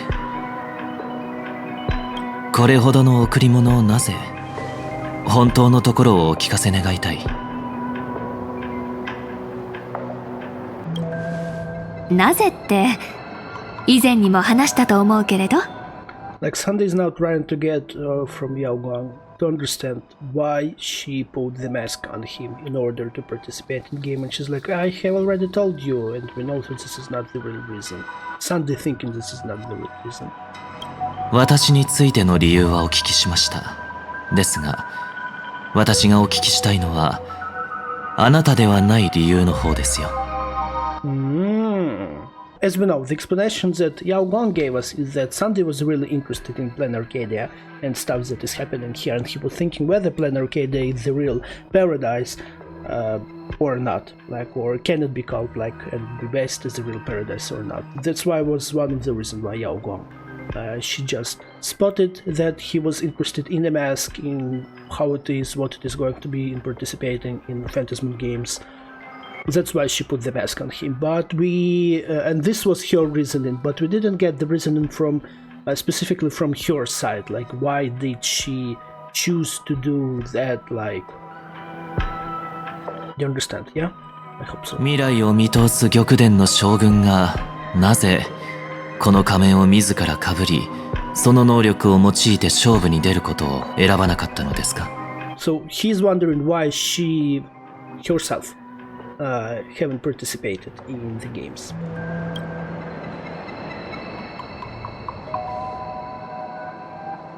言葉ではいくらでも取り繕えるけど、真実を明かすことができるのは調律だけよ。サンデーさん、よければ強化された君の調律でこの答えの重みを感じてみない？では失礼します。 So yeah, she's just basically saying to him like, well, go use your powers and see what you can see. あら、私の肩に止まったこの鳥が調律の力を具現化したものなのね。そうです。それでは今私の目にも見えている人々の頭上に浮かぶものが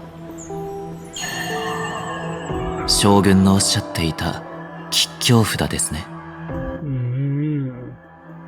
そうよ。低級天将となるには3つの儀式、すなわち天候法典、低級水防、そして受死異例が必要になる。それらを経てようやく不節を引き継ぎ、名実ともに天将となることができるの。So, as Yaoguan is now telling us, I think this is going to be important information because I don't think that we have heard something like that previously. So, in order to become the Arbiter General, the person should undergo through few ceremonies: Rainbow Ordainment, Rainbow's Gaze, and Bestowal of Spiritus. And only after undergoing those ceremonies, person can call themselves and become the general. 私が玉殿の将軍の座をついた時に賜った低級の異例は自臨天地明王。低級七層のうち遵守の眼界を示し、予見と決断、自制の象徴でもある。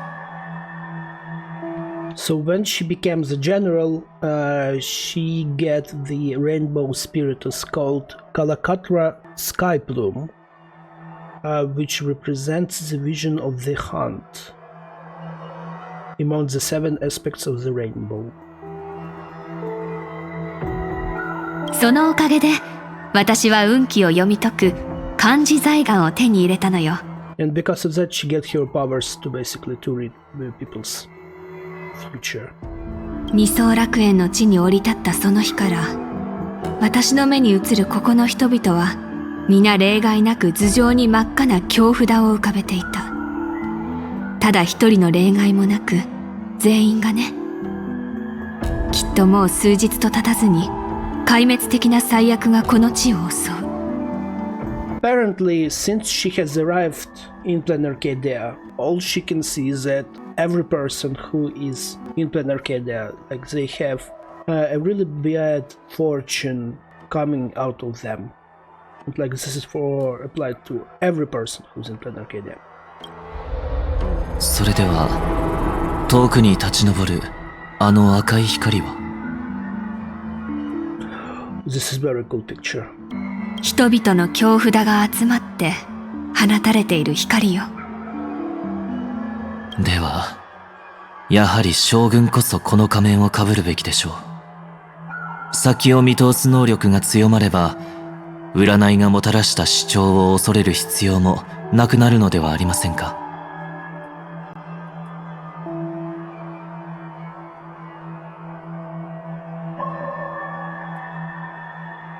Apparently, the red glow, which is can be seen from the edge of the city, yeah, and all of those basically bad futures or war signs are gathering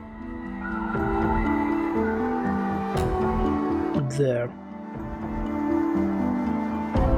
and and like Sunday is saying, well, if this is like the case and what of that is happening here, you should have participated not in games, in Phantasmoon Games, not me. ねえサンデーさん、牧者たちの間には鉄則があるの。同じことは二度占わないという鉄則がね。ピノコニーの占い師たちも占いの依頼者に対し結果に満足できなくても再度占おうとしないよう事前に伝えていましたね。一度だけという制約にはどのような意味が？ There is like some unspoken rule that person who is making divination cannot say the same thing twice. And like Sunday heard the same thing in Pentacon and he's very interested, like why is this like an unspoken rule? 未来を占うという行為、その本質は観測と計算であり、未来への干渉なの。繰り返せばそれだけ混沌とした未来をある一つの結末へ収束させることになる。それがどんなに望まぬ結末であったとしてもね。Okay, any divination is an interference in the future. Okay, I agree. And the more you say about basically the same thing which is going to happen, it means that the future is going to come closer and most probably is going to be as you say. So if she is going to tell more people about that, like everything is going to be like you're all F up and you're all going to die and planarcadia is going to be destroyed. So that future is basically going to come true. 二層楽園へ赴いた時、本当なら私は自ら幻月遊戯に参加するつもりだったのよ。Okay, so she was planning to participate in Phantasmoon game by herself. だけど仮面を手に入れた瞬間、それを私が身につけることで何が起こるかを理解した。一度でもこの器物を身につけてしまえば、漢字財眼は私の目の届く範囲を超えてこの世界を見渡し、自輪天地明王は1秒に100億回もの速さで人々の未来を占ってしまう。Oh, and she, like, when she took the mask, she understood that if she's going to put it on herself, she's going to read the future of everyone, basically on planarcadia, which we know if all of their futures are going to the effed up world, and if she's going to read future to all of them, the futures that she's reading going to become truths. That's why, in order to prevent that, she decided not to put mask and to participate in Phantasmoon Games. つまりあなたの目に一別されるだけで私たちの未来が定まってしまうと。 Yeah, and if she's going like to see that, this is like, yeah. そういうことね。天地天君が天の摂理を演算するように運命の時が定まってしまう。仮面をつけてしまえば、私はこの楽園を天から支配するヌースに変わる。この目が誰も彼もを暗黒の運命に引きずり込み、逃れ得ぬ死に縛り、救済の希望を断つことになってしまう。Oh, so if she would wear the mask, she would become, she's referencing now to the news. So basically, if she had put the mask and started participating in Phantasmoon Games, we would end up with something like Influence. 幸いにして私は試練を乗り越えた。今ならチャンスはまだあるはずよ。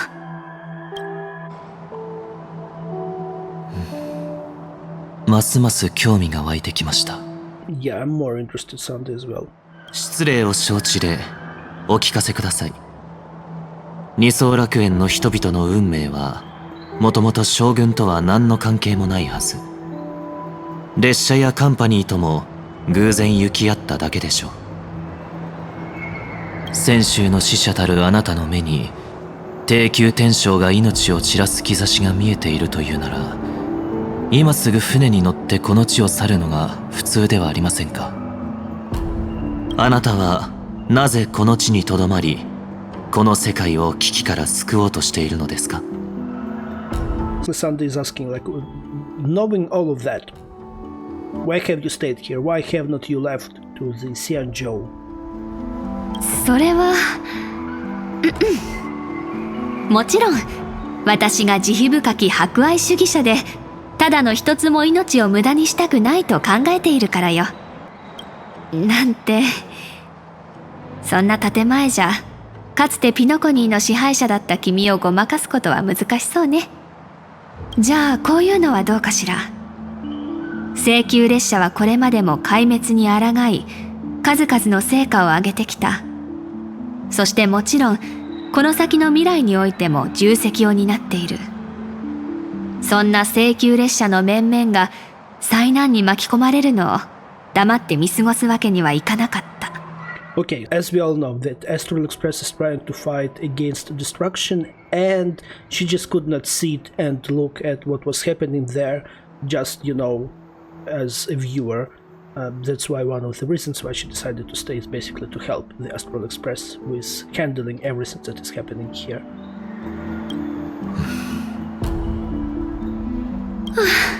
もう勘弁して。私ってこういう綺麗事を口にするのに向いてないのよ。サンデーさん、どうして私の行動が全てこの二層楽園を救うためのものだと考えたの？ And she's like, why do you think that I'm doing everything what I'm doing in order to save the planarcadia? と言いますと、福は災いの伏すところ、災いは福の寄るところ。ある人にとっての幸運が別の人にとっては悪運となるなんて往々にしてあることでしょ。逆もまたしかり。誰かにとっての危機的状況が別の誰かにとっては絶好のチャンスになりうる。Again, just a philosophical thinking here and discussion, but apparently if something is good happening to someone, it influences that something is bad going to happen to another person, which makes sense. Okay. Not always, but okay. And which results in that the person for him something bad has happened, their opportunity was taken from there. この世界では生死や吉凶は複雑に絡み合い変化し続ける。つまりここは私にとって絶好の勝負の場となるの。その勝負のお相手は誰です？ As she's again saying that this place is going to be a good place for her for a battle with someone. With who? 神よ。 With gods. サンデーさんは30年前の宝庫決戦について聞いたことがあるかしら。And now we will have some flashback to some battle which she is now going to tell us about. そういった争いがあったということくらいは、その詳細までは存じていませんが、将軍は今の二層楽園が当時の宝庫と同様に危機的状況にあるとお考えなのですか？その通りよ。And apparently we are now getting like planarcadia will be, as I said previously, effed up. So something is very big and very dangerous is going to happen in planarcadia. 30年前、北条の忌み者たちの軍団が戦線を突破し、宝庫の地に侵入したの。彼らは活性化した妖精を駆使し、宝庫を沈めようと画策していた。This is now just going to be the history of that battle. この脅威に対抗する術を持たなかった同盟は、天体観測器具関雲鏡で帝宮に応援を求め、帝宮の荒野に妖精を射落としてもらうという危うい手段に頼らざるを得なかった。これは私の妹弟子の発案。でも関雲鏡の操作を担うということは死への片道切符を手にしたのと同義。 Oh, so this is the battle with one of the Xianzhou ships which is now destroyed, and the one that doesn't exist which was battling against basically the abominations. まさか将軍の妹弟子さんが。いいえ、その役を買って出たのは私に占いの手ほどきをした師だった。当時玉殿大木の任にあった経典様、関雲教の操作を許された唯一の重臣よ。彼は命を受け宝庫へと向かった。経典様と共に七へ赴くことになったのは、当時関雲教の護衛を担当していた前陽正将軍の月魚と彼女の率いる正宮軍の兵士たち。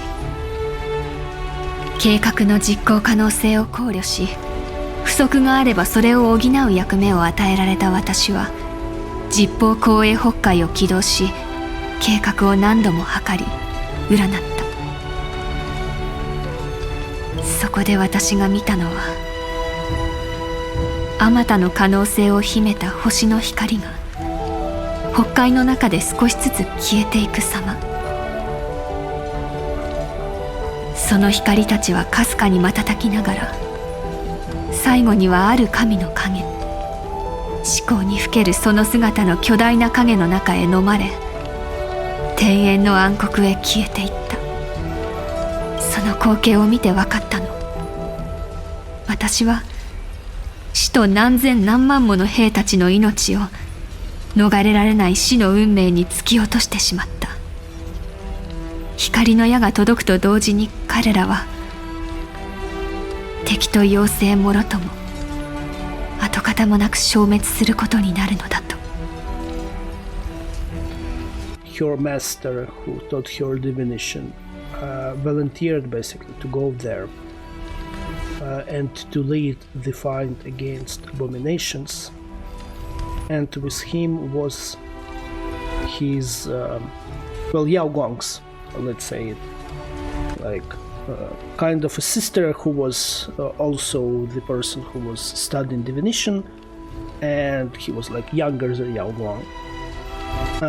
And basically when they left there, Yao Guang was responsible with preparing the entire plan and like fixing all of the gaps which were happening in the plan. And she was doing the divination over and over again and getting a lot of different possibilities, like what can happen there. But as she was doing it over and over again, the majority of people who were there, like in the result of her divinations, they were swallowed by I think some shadow or something like that, and which resulted in that she was doing that divination over and over and over again to see the results, how can everything be, like what can be done there, what can be like gaps, to fill the gaps in order for plan to succeed. She basically doomed everyone to fail. 確実に敵を仕留める。そのために多くの仲間たちの命を犠牲にしたのですか。ピノコニー人から見るとひどく残忍な話に聞こえるのでしょうね。And basically, in order to win what Yao Guang did, due to her divination, she sacrificed a lot of people. 平和な時代に生を受けた私は語るべき言葉を持ちません。ピノコニーの創設者たちならば、あるいはそのやるせなさも理解できたかもしれませんが、残忍なことだったかどうかは別にして、それが私の責務だった。だから私は彼らという犠牲を見届け、記憶に留めなくてはならなかったの。光の矢が落ちる様を目にしたとき、私は確信した。先週同盟は今この瞬間、アイオンの行動を誘導することに成功したのだと。Oh, and during that battle, it was the time when Yao Guang realized that Xianzhou managed to direct Aeon's actions towards that battle. So basically the hunt Aeon. The Aeon of Hunt. Hunt Aeon. それを知ったことで、私はこの先の人生で何をなすべきかの答えを得た。氷のように冷酷で無慈悲な銀河で、絶体絶命の状況から一縷の希望をつかみ取ってみせようって。私たちは天体の動くままなすすべなく見守ることしかできない羽虫じゃない。祖が描く奇跡の一端を担う小さくも確かな運命の一部なの。アイオンほどに偉大な存在でさえ、私たちの意志によって動かすことができるのよ。Oh, interesting. So this was also one of the points when she realized that humans are not only like just exist in the world and they just see what is happening with the world, with eons, what is happening with them, their actions, stuff like that, but human with the power of their will, they can also make eons do stuff that basically humans won't. それがあなたが二層楽園でやりたいことなのですか？ええ、死の命数にある一人の天将に降臨する一柱のアイオン。この状況はまさに30年前と同じ。そして私はかつてこの手で葬った星の光を今度こそ掴み取りたいと思っているのよ。So basically this is what she wants to do here. 私はね、運命づけられた主張を切り札に運命をもてあそぶのが大好きな神を勝負の席に引きずり出そうと思っているの。 So she basically wants to participate and to help them. そう招いて今度は銀河の未来に大吉を出してもらうのよ。サンデーさん、一度は秩序の神の座についた君ならこの競争も理解できるんじゃないかな。 She's like, well, Sunday, as the one who previously, you know, had fun with order by yourself, you understand what I want to do and you understand what I mean.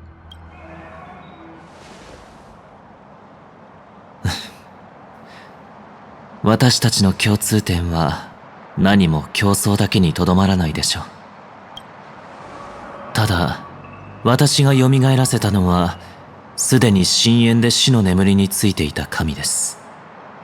将軍は気まぐれなアイオーンがあなたの競争に付き合ってくれるとどうして確信できるのですか？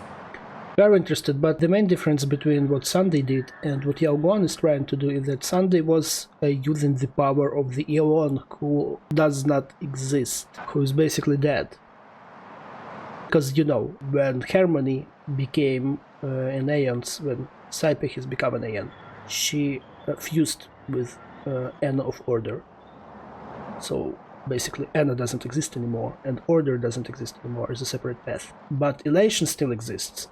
And like this is the main difference in things that basically Sunday was trying to do and now Yaoguan is trying to do.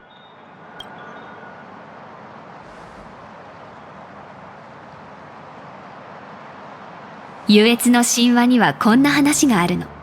優越の主が存在の木の高い枝に登った時、真空は冷たく忌まわしく、星は機械的に働き、すべては虚無だった。そんな中でたった一つ、地面で鳴いている赤子だけがそう笑わせた。We are now getting the same history about the Aha and how Aha become basically Aha and what happened after there, about crying baby and stuff like that, which we just had this sparkle. さてサンデーさん、アッハはなぜ笑ったと思う？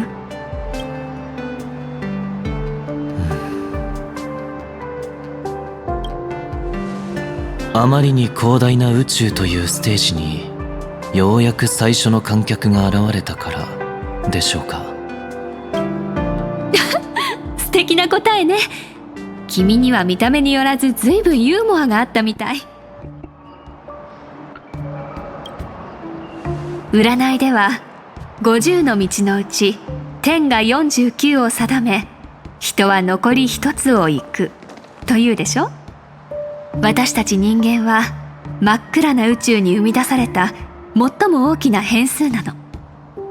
宇宙と神々から投げかけられた謎、それに私たちは意外な答え、終焉とは違う答えを返すのよ。No, now we are also having the reference to the finality.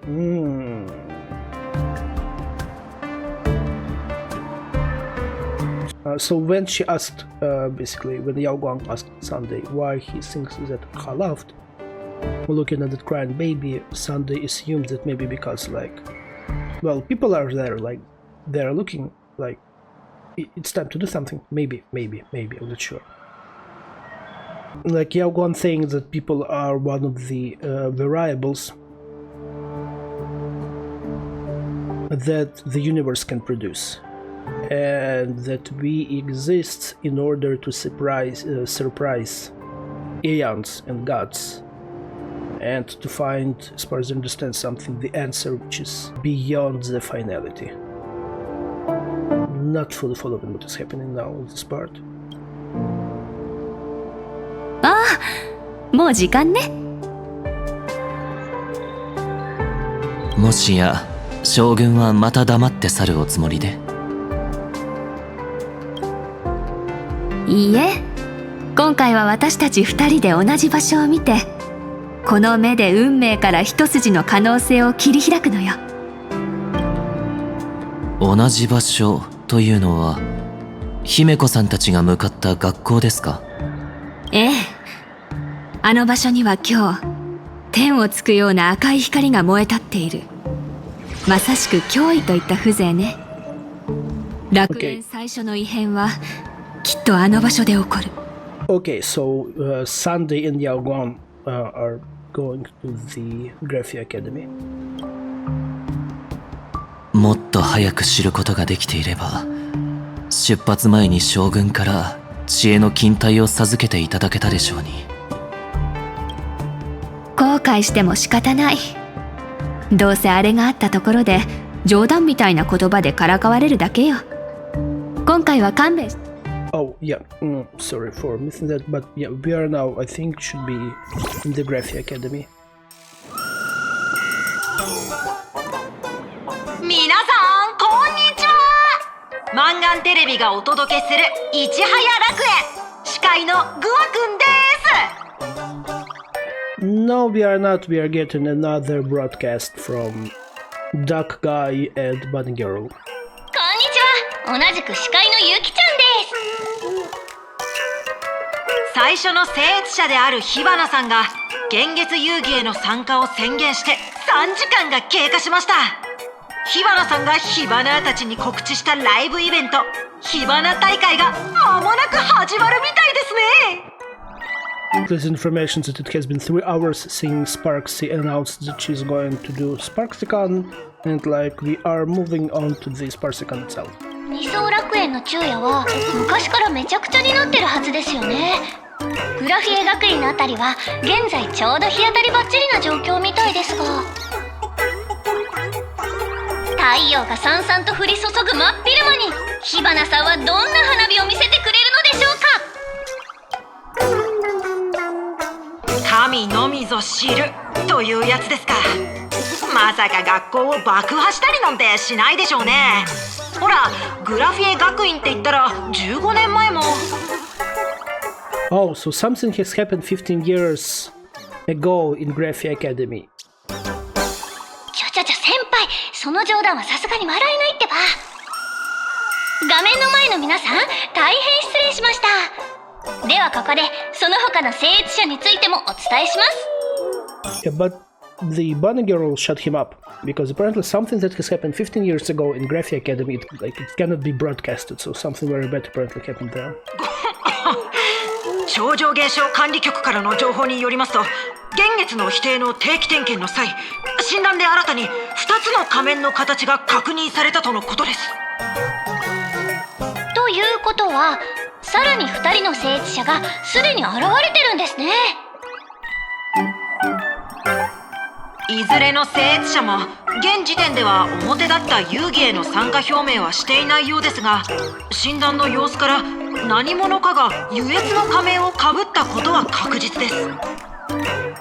Okay, now they're saying that there are also 2 additional participants in the Phantasmoon game who haven't basically declared that they are still participating in the Phantasmoon game, but we know who they are. This is Sunday and probably there.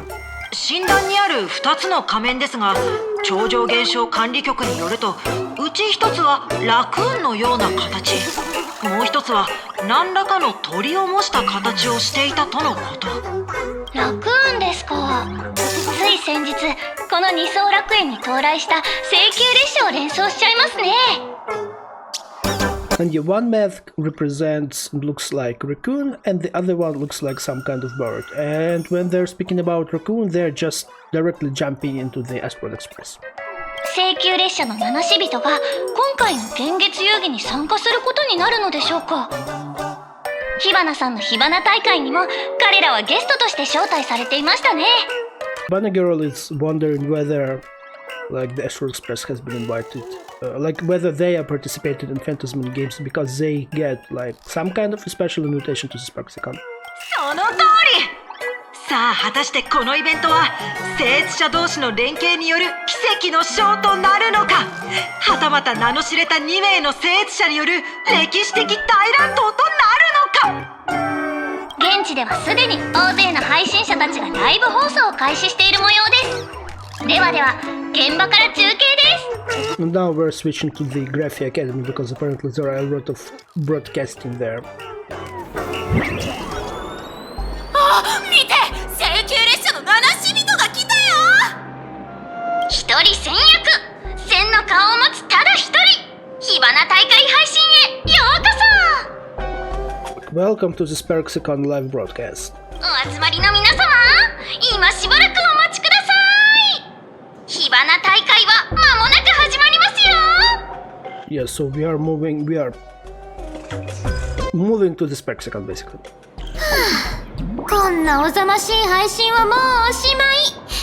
ほら、みんなここから出てって。その顔、火花様の真似。本物よりだいぶ劣化してるけど。Why is everyone having Sparks' face instead of their head? Like their head, it's like moving animated one. Is the Sparksicon already in effect? ちょっとやめてよね。オリジナルは花火のこの顔の方だってば。And she's like, why you look like a Sparksy imitator? And she's like, no, I'm the original one. You are, don't worry, you are. 火花様のお顔こそ最高傑作。誰もが火花様の美しい声を聞き、愛らしいお顔を拝むべきなのさ。So yeah, they're just fanning over Sparksy. 火花様になりたい。 I want to become Sparksy. 何もかも火花様に捧げます。火花、火花、火花。目がやられそう。とんでもないものを見せられちゃった。この場所のミームウイルスの感染力は思ってた以上の脅威ね。歩く火花岳まで生えてるし、これじゃあ数歩も歩かないうちに私たちも火花化しちゃうかも。あるいは花火かって言った方が正確かしら。 Apparently the virus is spreading very, very fast. And we will take out our banana. Banana. 何それを使うつもり？症状が本格化する前にあの偽物をどうにかしないと、花火たち本当にジャングルの猿になっちゃうんだよ。自分の偽物の偽物に成り下がるのと、お気楽なお猿さんになるのと、どっちがいいかしら。猿よ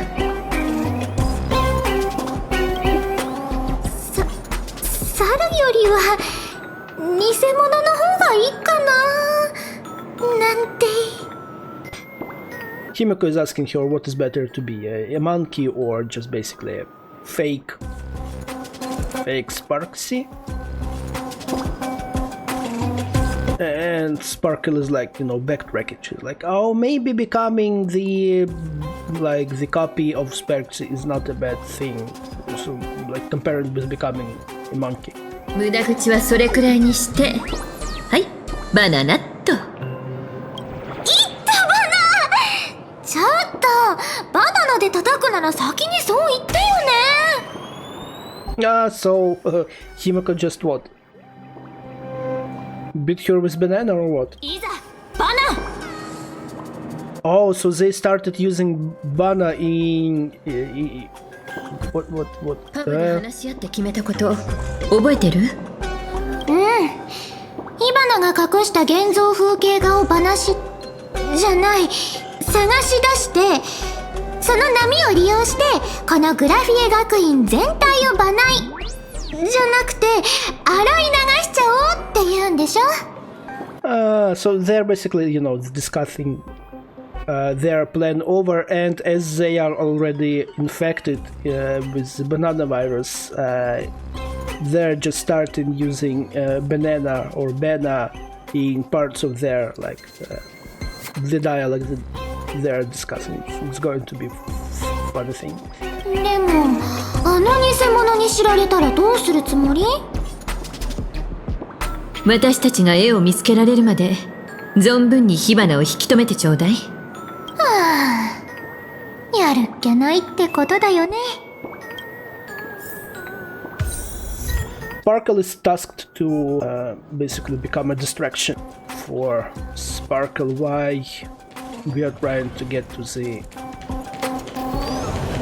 morale and do something with it. It's taking too long.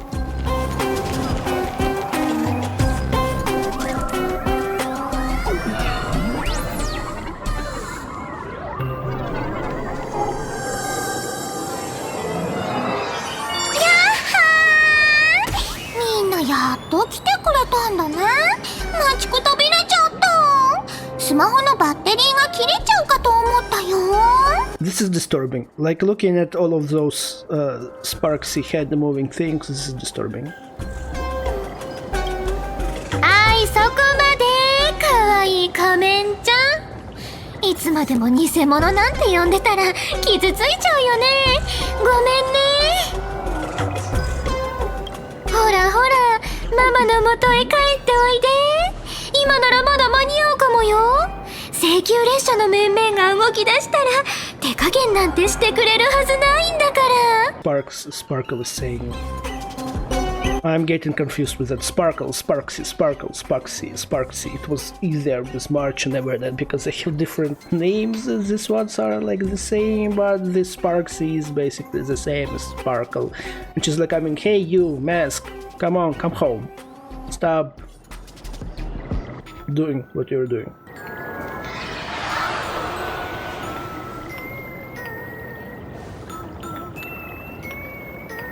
No, those mask people are... 気持ちはわかるけどさ、今降参なんてしちゃったらせっかくの舞台は用済み、盛大なパフォーマンスも台無しだもんね。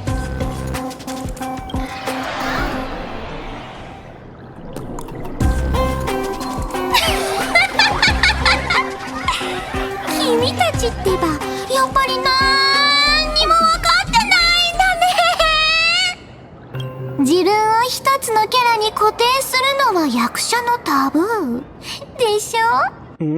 So something good is happening. Sparksy is saying like, you know that one of the taboo that you cannot put yourself in one role. みんな、今目の前に立ってるこの人はね、ずーっとみんなに寄り添ってきた忠実な友人で、悪巧みなんてしたことも考えたこともない仮面の愚者で、何より彼女こそが火花が脱ぎ捨てた古い仮面ってわけ。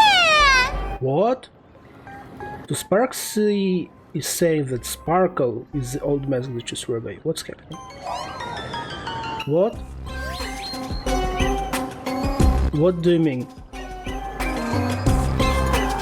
What do you mean? You're the real Sparkle? I'm getting confused.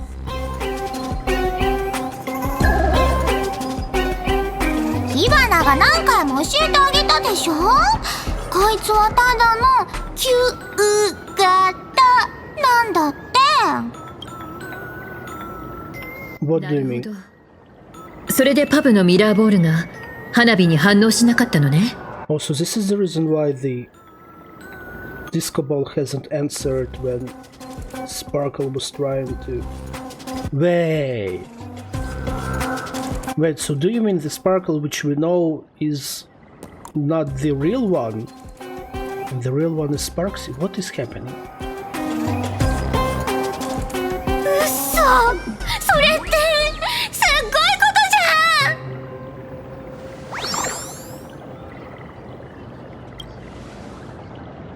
ん。Why she's being happy with that? いい顔だね。火花大会のオープニングはやっぱこうじゃなくっちゃ。火花は古い仮面を脱ぎ捨てると同時に弱くて引っ込み思案で人間味にあふれたそんな自分も脱ぎ捨てたんだから。生まれ変わった火花には何のしがらみもなくなった。そうしてファンのみんなの眼力を集めて今幻月遊戯のステージに立ってるんだよ。だから楽園のみんなが眼力を捧げてくれたお礼に僭越者は優越の何たるかを彼らが求めた優越の形を示してあげなきゃいけないの。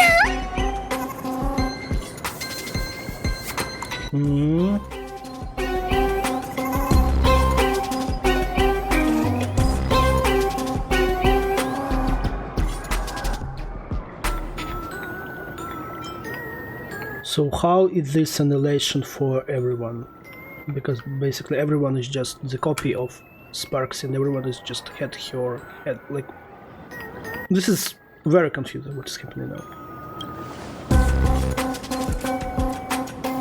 火花は何にも強制してないよ。ただイエスかノーか選んでもらっただけ。いつも利用規約の最後に選ぶのと同じだよね。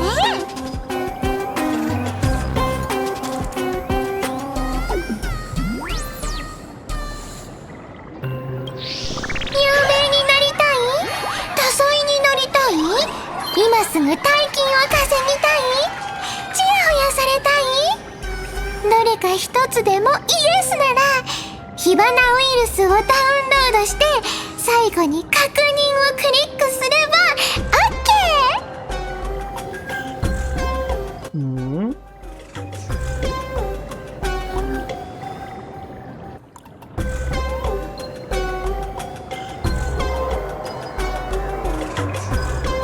OK！So this is something like basically a simple yes or no in the term of services thing, whether everyone want to get attention, to get talent, to become rich. They just have to download the Sparksy virus, basically agree with it being installed, and like that's it. これぞまさしく誰もが求めてやまない3分で実現できるお手軽な優越のあり方だと思わない？君たちの負けだよ、七死人さん。みんなが心の底から願ったらそれを邪魔できるほどの力なんてあるはずないんだから。もちろん私たちにそんな力なんてありはしない。だから私たちはこのライブ配信で視聴者のみんなに別の可能性を示したいと思ってるの。Oh, so of course we cannot stop people if they want to download, basically install the virus, yada yada yada. However, we can show them other possibilities. どういうこと？配信を見ているすべての視聴者に向けて請求列車なりの優越をお見せするわ。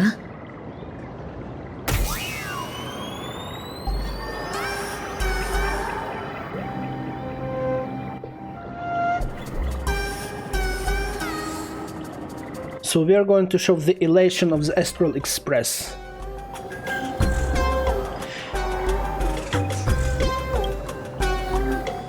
I'm not just a guest, I am the suppliant.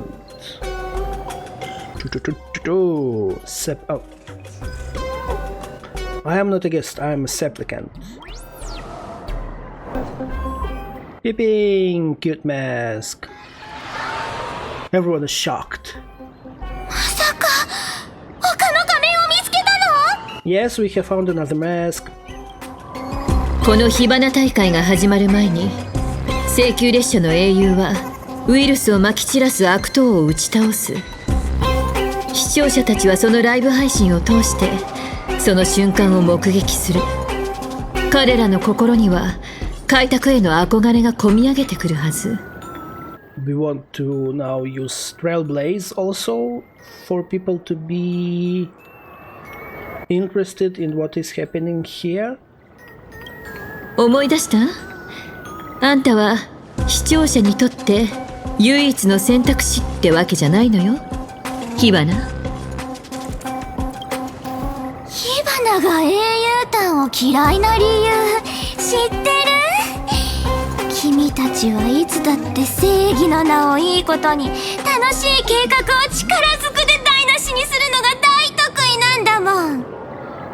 優越は正義とは違うんだよ。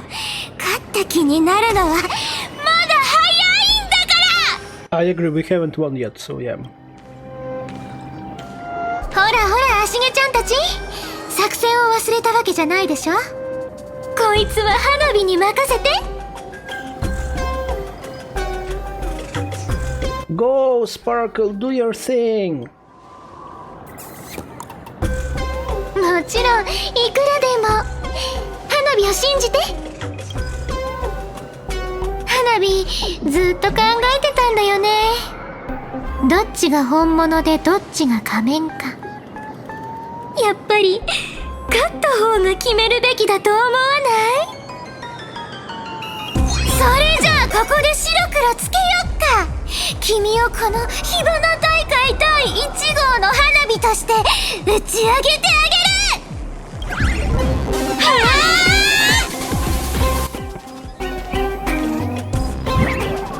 すげえ、火花様そっくりの女が乱入してきて殴り合いが始まったぞ。 So we now have a battle between Sparks and Sparkle. もしかして火花様をパクったライバル配信者とか？どうやらトップ V ライバー同士の争いは最もシンプルな方法で決着をつけることになりそうだな。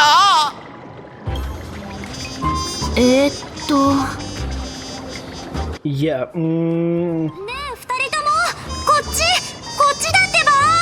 この声。Oh, March! こっちだよ。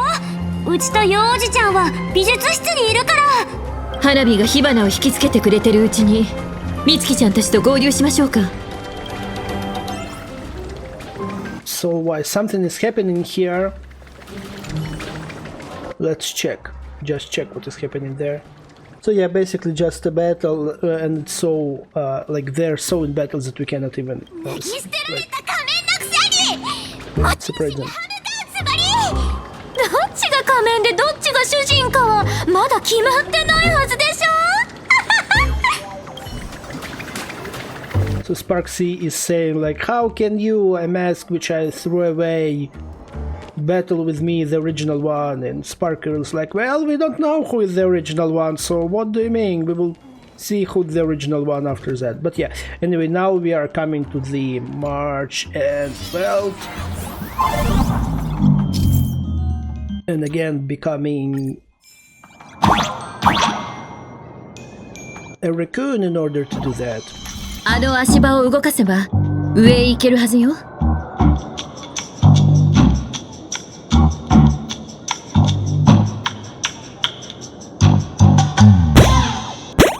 What is going on?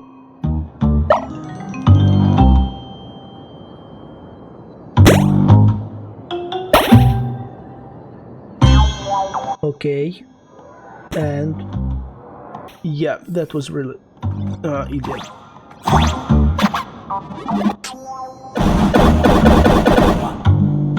Now it makes sense.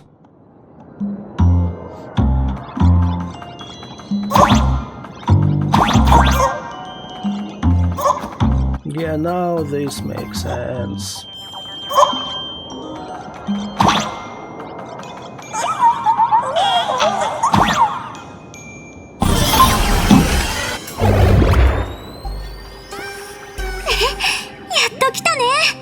Hi March, we're back. March, are you okay? みつきちゃん、無事で安心したわな。Oh, we are getting very influenced by the virus because both Himeko and Trailblazer are just going to add mana in there. あんたが学校を抜け出した時、きっと姫子と一緒に戻ってきてくれるって思ったの。だから火花が目を離した隙に空き教室に隠れることにしたんだよ。Good girl, March, good girl. So why Trailblazer basically run out of the Graphy Academy and like March knew that we are going to go and meet with Himeko. That's why in order for Sparksy not to find them, she just hid in one of the basically auditoriums, one of the classrooms, empty classrooms, so like she can stay here. Okay. そしたらその間に生徒たちの様子がどんどん変になっちゃって。ま、うちはこの清らかなハートのおかげでおかしくなったりしなかったけどね。待って、今なんか変な喋り方じゃなかった？ Yeah, March, they have really strange type of speaking now. Where is Belt? ベルトはどこ？無事でいるの？ようじちゃん、ここには味方しかいないよ。ほら出てきて。見たところなんともなさそうだけど。じゃあ私との合流前にニュースで見たっていうベルト先生は？ちょっとした演技だ。その話はもういいだろう。Oh, so Welt wasn't thinking that he's a teacher. It was just Welt, you know, like playing that he's a teacher. なのかと同じく、俺もこの学校で誰かが俺たちの認識を歪めようとしていることに気づいた。悩ましいことに、そいつは俺の経験まで利用して干渉を強めようとしていたようだ。Good, good, well, it's fine that everything is fine with you and you managed to get out of that teacher, student, teacher nonsense. 幸い俺は以前にも似たような経験をしたことがあったものでね。すぐに汚染を逃れることができた。そこであえて教師のふりを続け、密かに幾人かの生徒をかくまうことにしたんだ。Weltsky is saying like he had some experience like this before, but I really wonder what he means, like when he was kind of a brainwashed or something like that, but he had to continue, you know, playing the role which he was given. Like, I'm not fully following. Maybe this is a reference to Honkai Impacts or who knows. Not me, not now. それで火花の影響をどう取り除くか方法は見つかったのか？ So yeah, we are just basically now sharing our plan with Welt and March. 生徒たちが撤去した理由はそれか。火花は生徒たちに絵を波、船、月の3つに分けるよう指示していた。Morale was divided into 3 parts: Wave, Sheep, and Moon. 生徒たちが波と月をどこへ隠したかは不明だが、資料室に押し込められていた船はこちらで取り戻しておいた。Well doesn't know where the wave and moon is, but he managed to get ship here. So we have ship. さすが、よう先生。残りの2つについてももしかしたら手がかりが見つかってるかも。ねえ、学校のどこかでタヌバナを見かけなかった？タヌバナ。Not Tanuki, Tanubana. タヌキのことでいいのかな？ Yes, March, we are speaking about Tanuki. 地元の記者を一人情報収集のために潜入させてたんだけど、運の悪い花に火花に見つかって捕らえられちゃったの。Yeah, so the banana virus is really getting a grasp on Himeko, and I think the Trailblazer as well, because the amount of bana used in their speech is increasing exponentially. 捕まる直前に図書室の写真を撮ってたみたいだから、私たちで見に行こうと思うんだけど。うちとようじちゃんはどうしたらいい？やるべきことが決まったら、うちらもここでおとなしくなんてしてられないよね。なのかと俺はその記者を探そう。もしかしたらもう一つの場所についても何か知っているかもしれない。決まりね。何か見つけたらすぐに知らせてちょうだい。 So we just meet them, but we are again going our separate ways, and March and Welt are going to go and find our Tanuki friend. If this was Sakura, it would be so cool. Oh, well, anyway, we will explore the school later. 道は覚えてるけど、この15年の間に校舎の改修工事をしてないことを祈るわ。We are going to the library as far as I understand. No, we have to go there.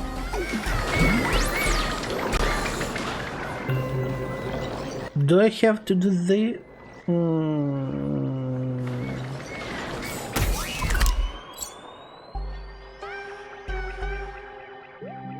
Oh, I can just teleport. I think this is going to be easier. Wait, why are you showing me that I have to go there? Like it is here. Nope. Oh, it is not the same room.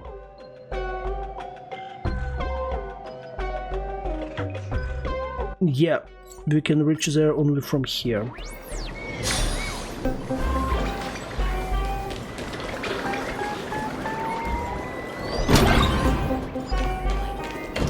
No,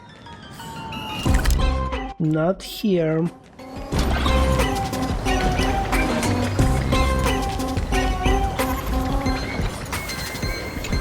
Okay, let me interact with this cube and see what is going to happen. Okay, we can go further. Maybe we have to go down. No, it's showing up. Okay.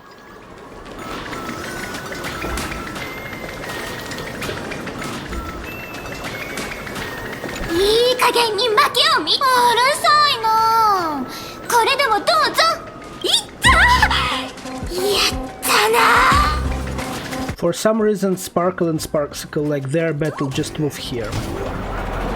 Okay.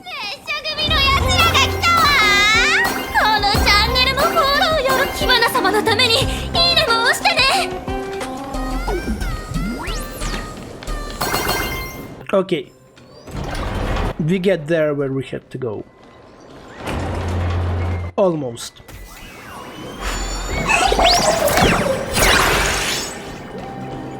Ah, そこが図書室よ。どうにか配信で頭がいっぱいの集団からは抜け出せそうね。So this one looks like library, so well, we have to go here. Okay. 着いたわな。着いたわな。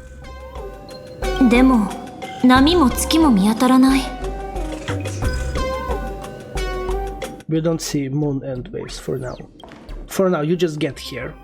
Oh, battle, nice. そんなのあんたたちに分かりっこないわ。ここをしっかり見張っておくのが火花様直々に命じられた俺たちの使命だ。ちょっとぼーっと突っ立ってないでさっさと配信始めなさいってば。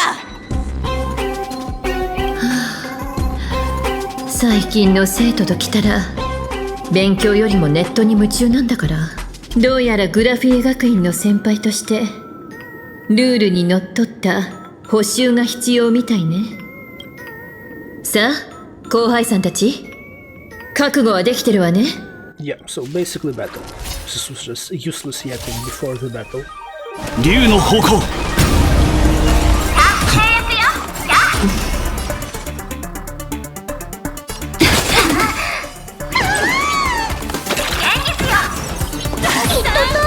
Why?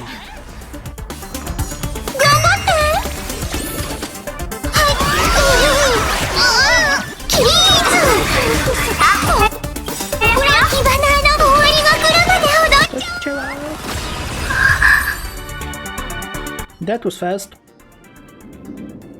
あいつら風景画をどこに隠したの？あれは現像物だわな。掛け軸なんかにしまい込まれてしまったら探すのにもバナが折れそう。I really wonder how that, adding that bana which they're adding here, how it sounds in English. そうだ、例の記者が最後に残した写真はどうかばな。何か手がかりが写ってるかもしれないわ。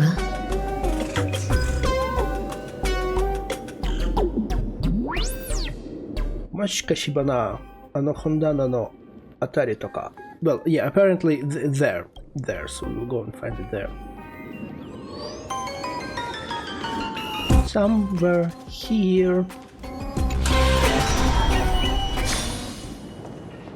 Where are we? Mm.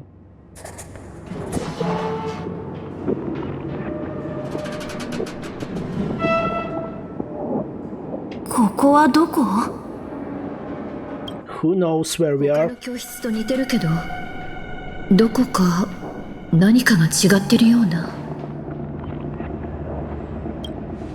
Well, yeah, let's look around and see what we have here. Oh, we get an achievement. This looks like a dark school, like in horror story animes and stuff. No one is there, zombie apocalypses and stuff. No one is here. Where are people? Like it's empty. You cannot see anything from the window. Ah. So I think that this is the wave. We at least find the wave. So after that we would only have to find the moon. 波はここにあったのね。今何か聞こえた？ Yeah, I heard that strange sound. 笑ってたみたい。何かおかしいわね。ここには他にも何か隠されてるのかしら。 Maybe something is hidden here as well.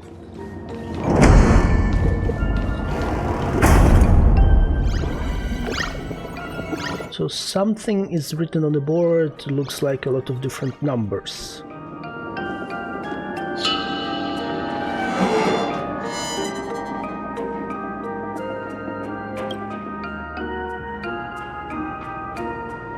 So it says actually the year. The year is 1984, July 22nd.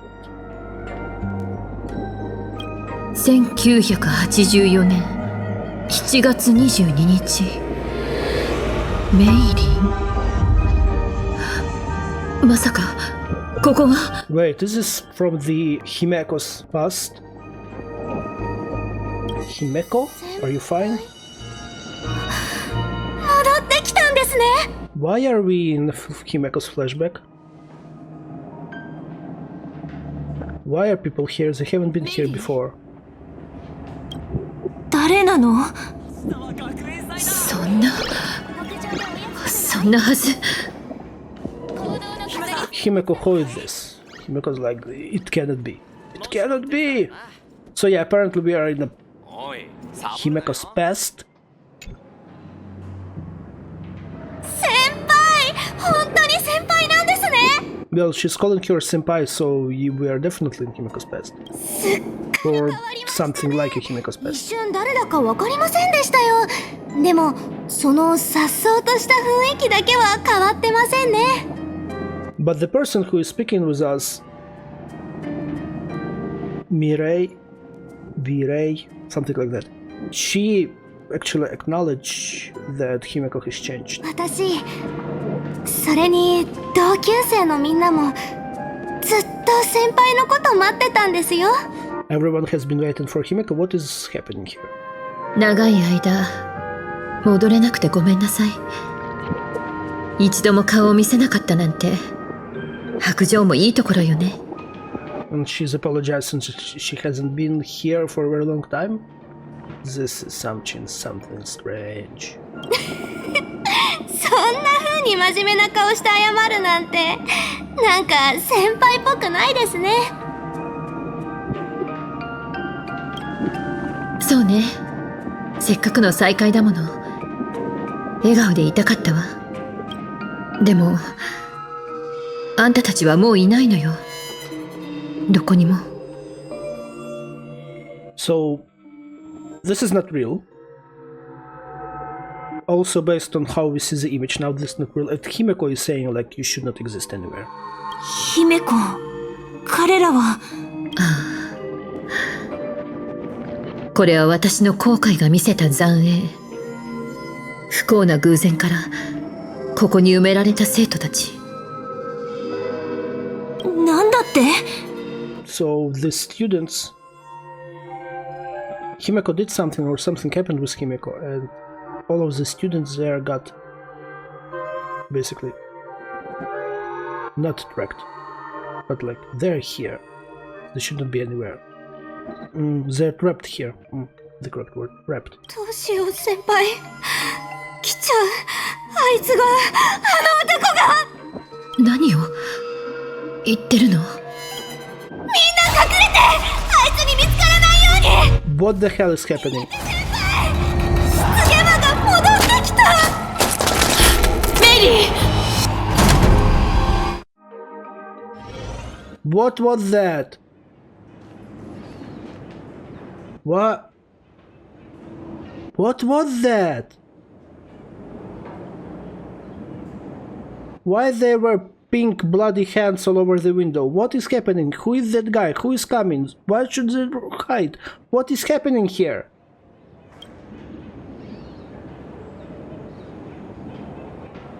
So the door is closed and we cannot get there.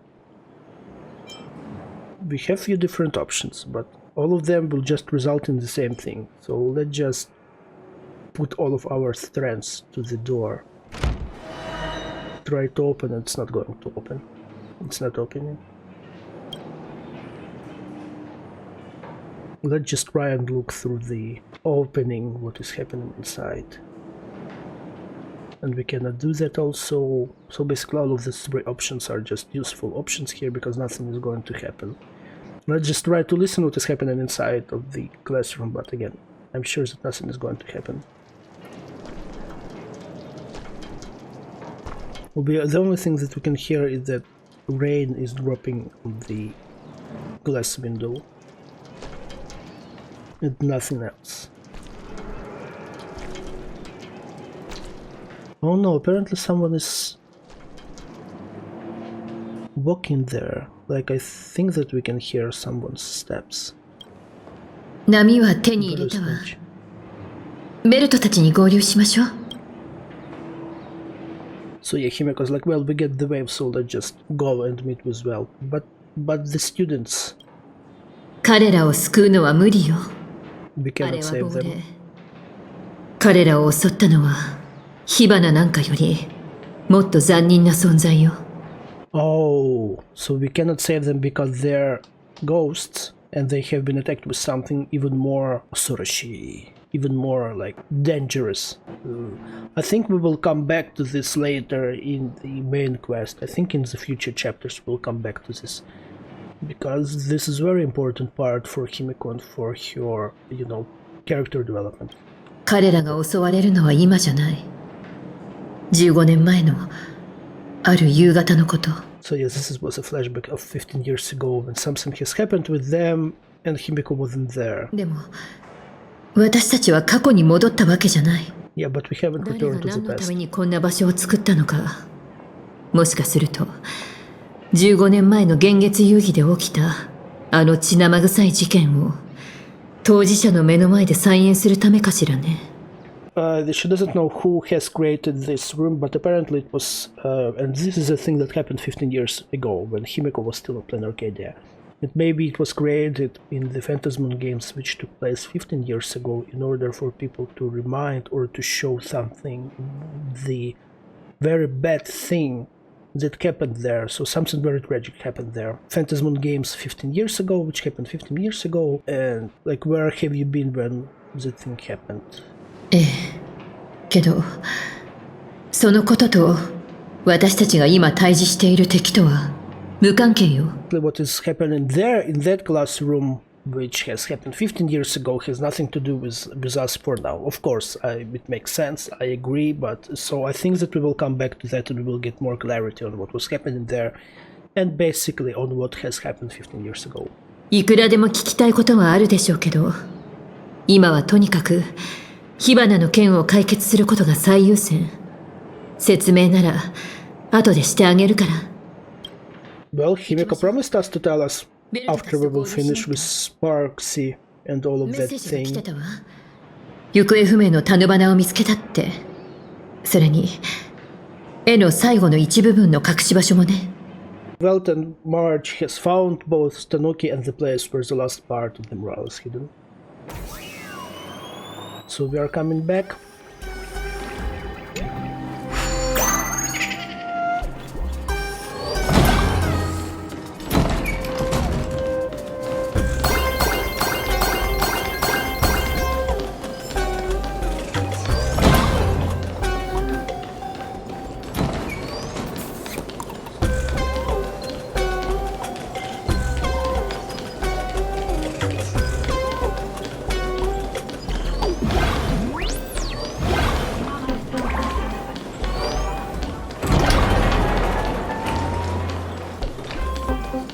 I don't know why I'm running. I could teleport, but running is more fun.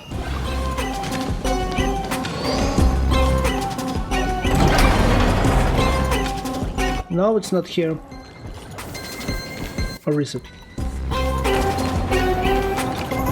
No, it is. Then why have you been showing me like that? How long do I have to run?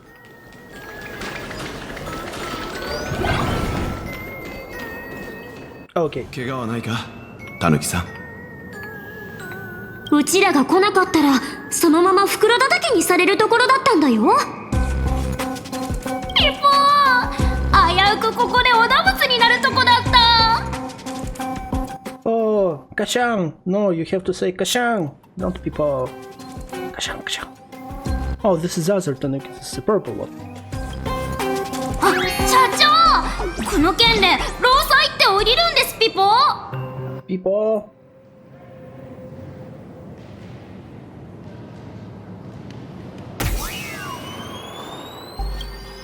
こちらのタヌキさん。We have to first finish what we're. 最後の月部分は生徒たちが体育館の中に隠したらしい。What happened here? The last part of the mural is hidden here. Like there are a lot of balls here. 火花のやつ、絶対月を絵文字のどれかに持たせたんだ。So Tanuki is saying that apparently she made moon in one of the emojis which are just here. 体育館が月だらけになってる。どうしたらいいの？花火も火花も人を困らせるのが上手みたい。とにかく絵文字たちを捕まえて月を探してみましょう。So now we have to catch balls and find the moon.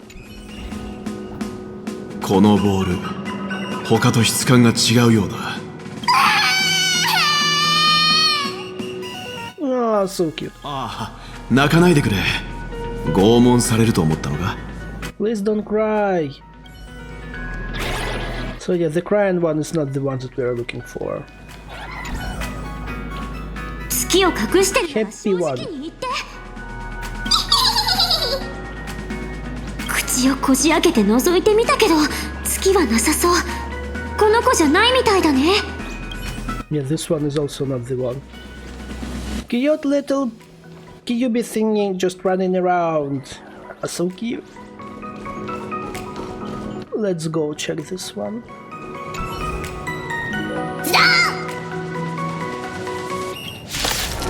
Oh. Oh. 守ることは俺の竜の方向。Yeah. 邪魔する気？優しくするね。人は天命。 Let's do it fast. 書店を見尽くさん。幸があらんことを。ショック。縁起のいい日だね。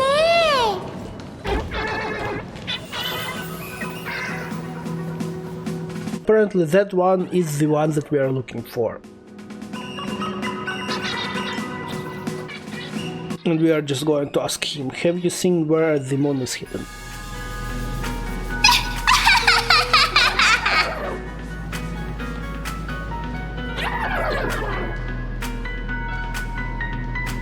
悪そうな笑い。月がどこに隠されてるか知ってるかも。でも手が届きそうにないね。That one knows where the moon is, but we cannot reach it. We will just press this button and we will reach it like it. Pong. Oh. Oh. How should I? Oh.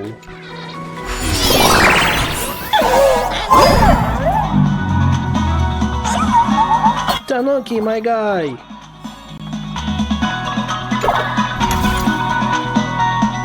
Come on.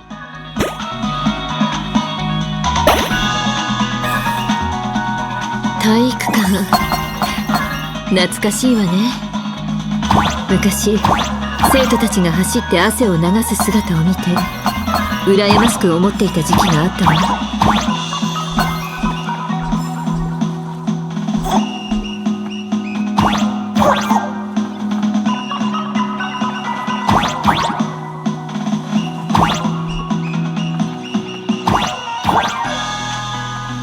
Okay, wait.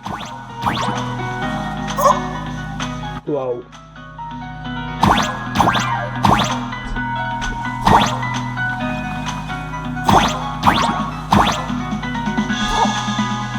Okay. Okay, well, I will know when the twist is.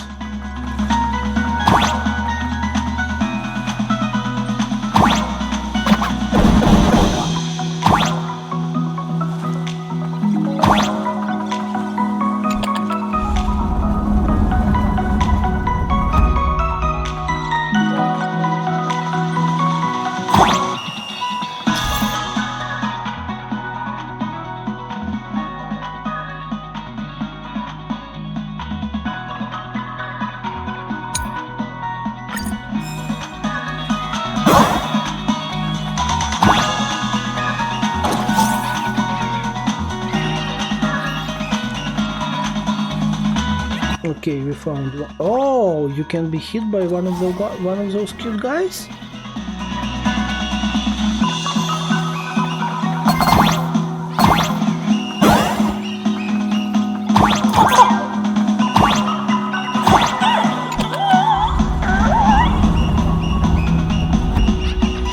Adjusting levels. So yeah, you have to press some two buttons in order for that thing to. Himekoの母校だよね。もしかして体育館とは縁のない文化系女子だったの？ They're just now discussing そういうわけじゃないわ。about Himeko's past, basically her school, how she was here, what was happening here. 父の学校で仕事をしてたの。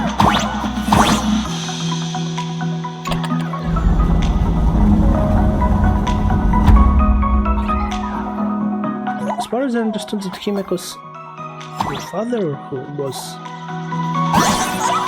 working in a school.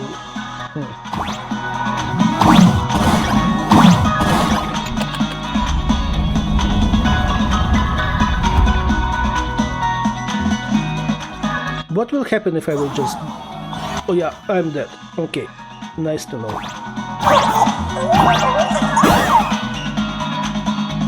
Get me out of here. ここから飛べばあの絵文字に届くはずよ。No, not yet. 火花様に任されたかけらが取らせてたまるか。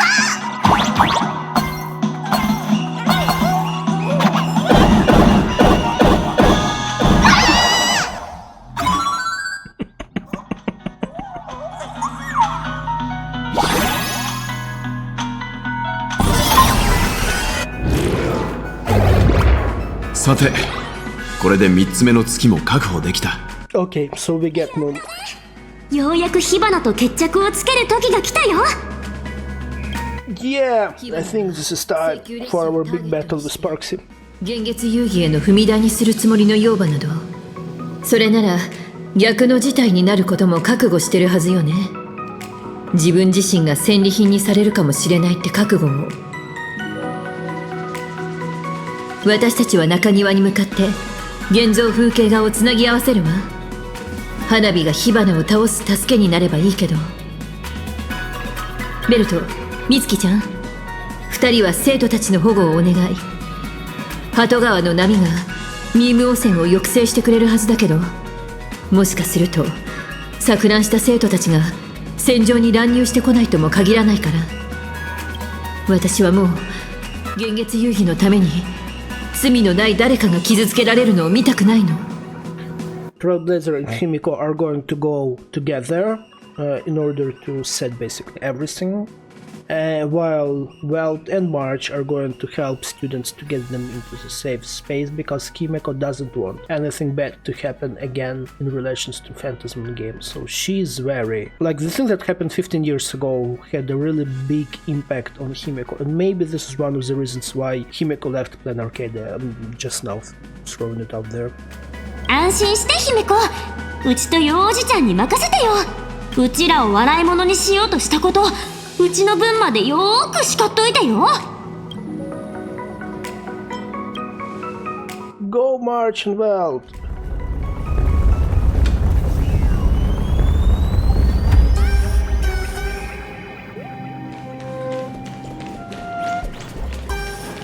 Let me quickly see if I can actually teleport there. I can, so let's just go and teleport faster. 花火と火花が消えた？生徒たちも？ No one is here. 君たち、もう完璧でいるなんて。ちょっとお花畑すぎるんじゃない？ Very distorted Spark, this is voice. 火花大会はまだ始まってもないんだよ。Oh, so Spark Second hasn't even started yet. 火花大会はそろそろお開きだよ。請求列車の七死人である私が僭越者としてあんたに挑戦する。あんたの優越をぶっ壊す。 Officially, Trailblazer as a supplicant is going to find now Sparksy. 火花に挑戦するの？そんなの大歓迎。さあ、急いでこの絵をつなぎ合わせましょう。Now we will go and connect the...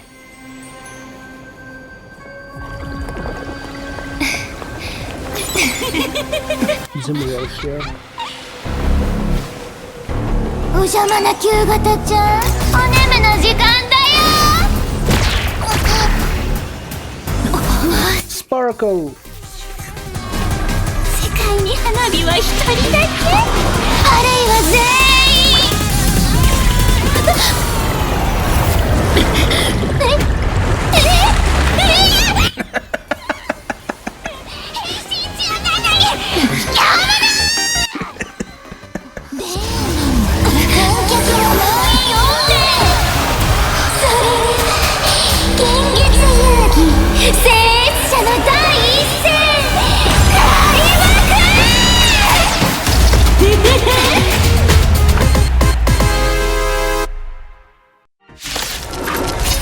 Here we go.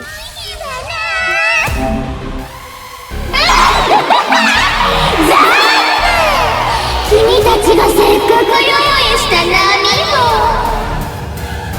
このワンテンと火花を消すには足りなかったみたい。みんなの眼力がネットを通してここに集まってるんだから。地を守り天を支える。 We will play this part in a whole view without... Or I can actually think that for now, while we are battling here, we can just increase the speed and use it like the normal speed. And I think maybe after that, in some way, before the last chart, I think that we will just come back to the original speed one. But we have battled Sparksicon before, so I don't think this is going to be any troubles for us. She was our main boss in previous どこに連れてこられたの？ In 4.0 basically arbitration stuff.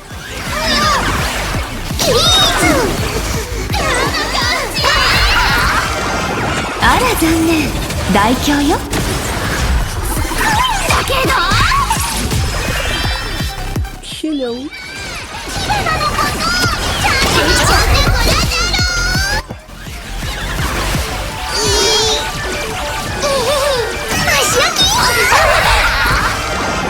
幸があらんことを承服。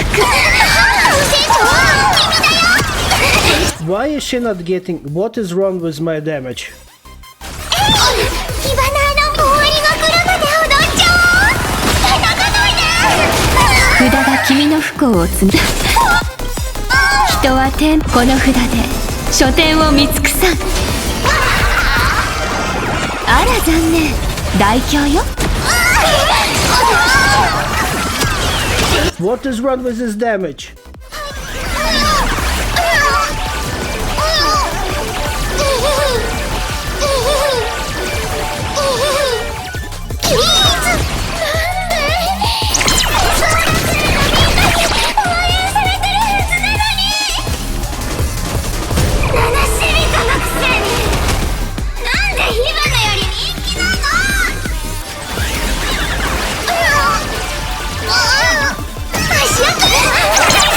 Okay, this is a normal damage.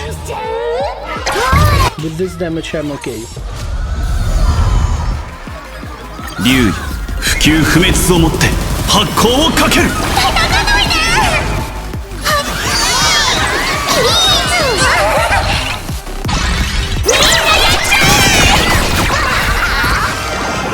幸があらんことを承服。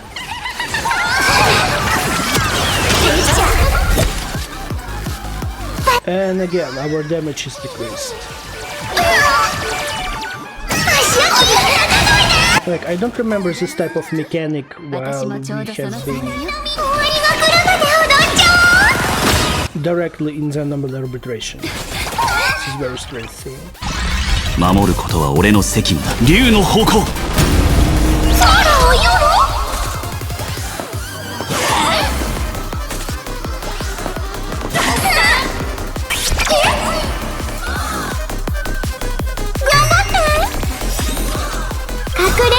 答え見つけてごらん。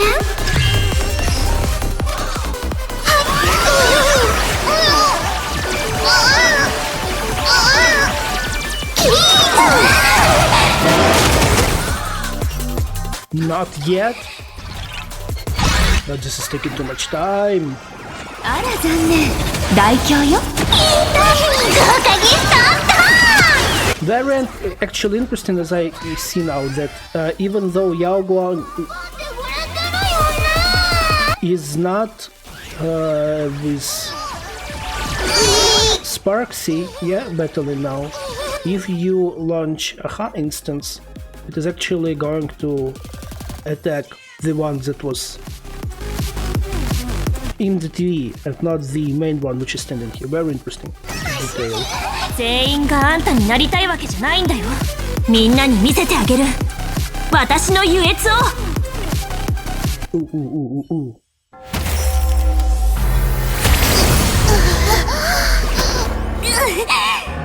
火花大会はまだ。人混みに紛れるつもりよ。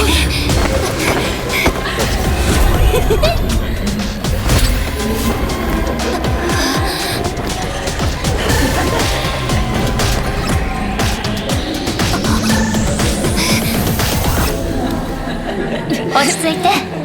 サンデーさんに私の目を共有してもらうから。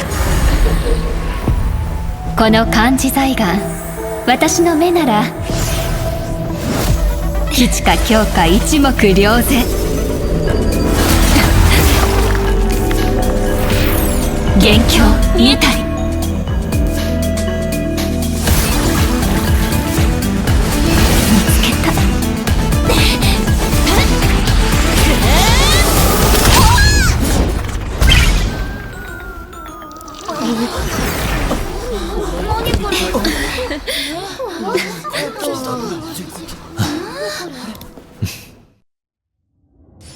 Yao Guan is so cool! This was so cool! Yao Guan is so... She's so cool!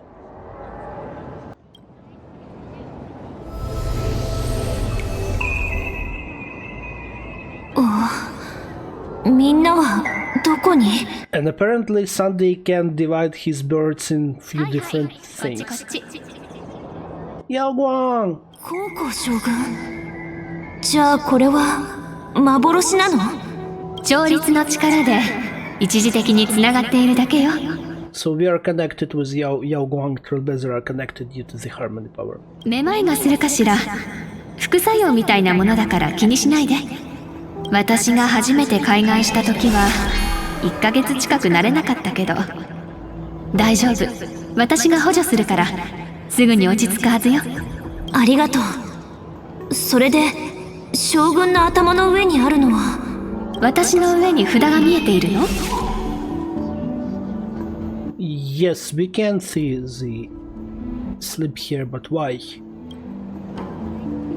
そう。それじゃあ札の吉凶や変化するしないにかかわらず、見たことは秘密にしてちょうだい。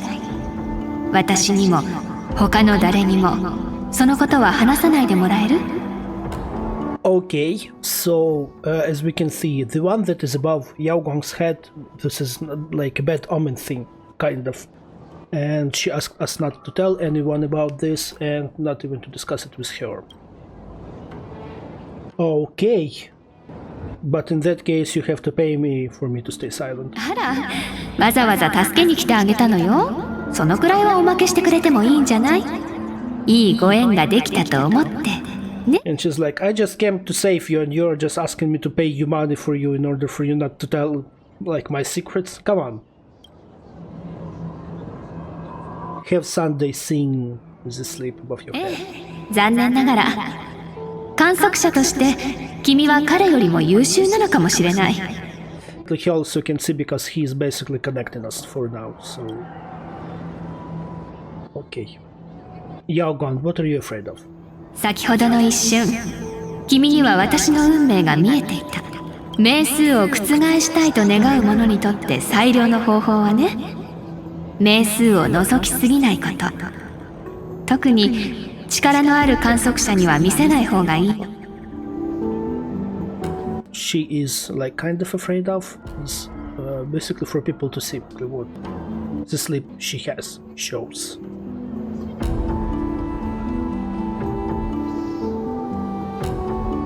Especially for someone like me, like her and Trailblazer, as far as I understand. さ、理由はもう分かったでしょ？私のために秘密を守ってくれる？ Yeah, we will save your secret. Your secret is safe with us. Yao Guang, don't worry. ありがとう。もちろん、うっかり誰かに話しちゃったなんてのもダメよ。さもないと。What will happen if I will just, it will slip my... 君の正体を銀河中に言いふらしてあげる。元性格ハンターさん、どう？当たってるでしょ？ How do you know that we have connections with Stellar Hunters? And what do you mean that you're going to tell everyone in the universe that we are connected to them, related to them? No, we are fine, we are not going to tell anyone. どんな連鎖反応が起こるかしら？考えただけでも恐ろしい。まるで喜劇の序章みたいじゃない？出会ったばかりだというのに、お互いに相手の運命を左右する秘密を守り合ってるなんて。こういうのも背中を預ける関係って言えるのかしらね。Yeah, Yao Guang, even though we have just met, this is a common thing which is happening with Trailblazer. She's just getting involved in everyone's basically shit. So, yeah, but don't worry, we will. You are fine with us, we are not going to tell anyone anything. I think. I cannot promise, I don't know what the writers have wrote, but I think so. それほどおかしなことでもないのかも。だって笑いにも占いにも意外性と偶然の一致が不可欠でしょ。さて、そろそろ副作用も落ち着いてきたようだし、お別れの時間ね。Yeah, bye, Yao Guang. we'll see you later. 大丈夫？ Am I fine? I don't know. I'm tired. 今何が起こったんだ。私も混乱して何が何だか。火花と七死人が殴り合ってたってことくらいしか覚えてないや。Okay, so everyone apparently doesn't remember what has happened in very detailed details, but they remember that we have been fighting with sparks. 私は見えたよ。七死人が火花を壁に叩きつけたの。すごいパワーだった。すげえ戦いだったんだな。さすが銀河から来た大英雄。かっけえ。請求列車請求列車請求列車 Astral Express! Astral Express! Astral Express! Yay! どうやら生徒たちはみんなウイルスから回復したようね。There is no more mimetic virus on the students, which is 本 fine. 当に目が覚めたんだね。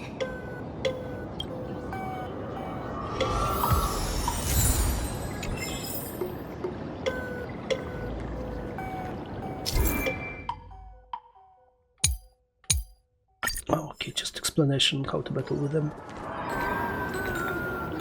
Yeah, I think that we will speak with Sparkle first.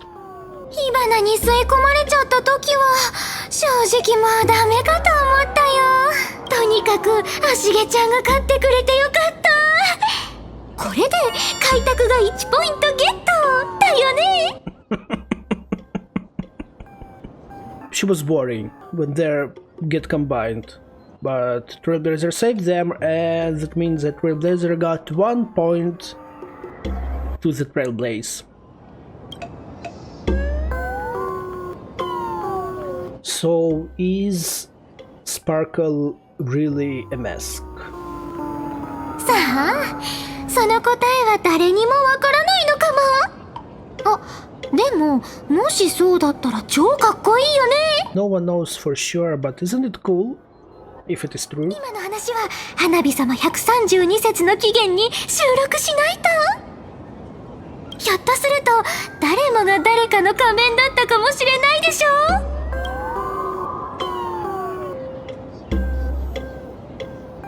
Trailblazer wondering whether she's not going to be attacked by anyone from the pub, from the tavern. パブがないない。火花を倒したことをしつこく褒めそやされることならあるかもしれないけど、あとは愚者の誰かが挑戦しに来るとか。でも花火の見立てだとパブは3日もすれば一連のあれやこれやなんてきれいさっぱり忘れちゃうと思うよ。 So yeah, we don't have to worry about that because no one is going to come for us. Maybe someone will try to fight us, however in 3 days everyone will forget basically everything that has happened. What are we going to do next? もしも花火が本当に仮面だっていうなら持ち主のところに戻らないとダメかも。もしそうじゃなかったら花火もなくした仮面を取り戻さないとね。 So yeah, we didn't get any resolution whether which one of them is the mask and which one of them is the real one. わかった。 No resolution there. Okay, Himeko. 幻月遊戯の最初の奇跡が誰もが同じ火花になるじゃなく、請求列車の英雄がウイルスをまき散らした悪者を倒すことになるなんて、火花は考えもしなかったでしょうね。 Yeah, Himeko, I think that Sparksy wasn't even thinking that someone is going to help everyone and save everyone. 誰かの願望を移したライバーになるより、請求列車の怖いもの知らずの開拓者の方が注目されるなんて当然なのに。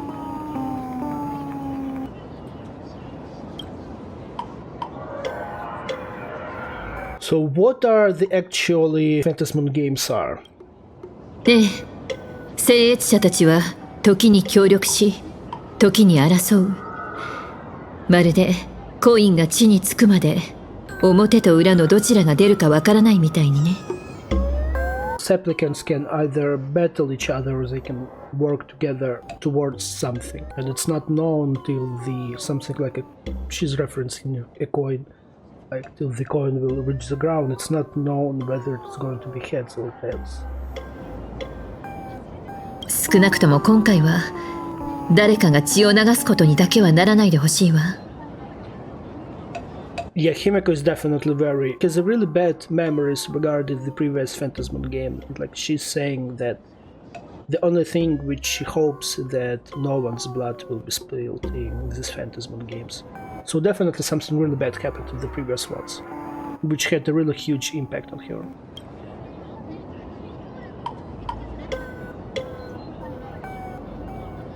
As I have won, is there something good that is going to happen? アートの一件に向けて他の参加者より一歩リードしてるってところね。今この瞬間も二層楽園ではあんたとあんたの仮面に人々の注目が集まってる。In the eyes of Aha, as we have won against the other supplicant, like we just take a lead in games for now, and now a lot of people in planarcadia are going to pay attention to us, like they haven't been paying attention to us before. But okay. 今のこの注目を大切にしないとね。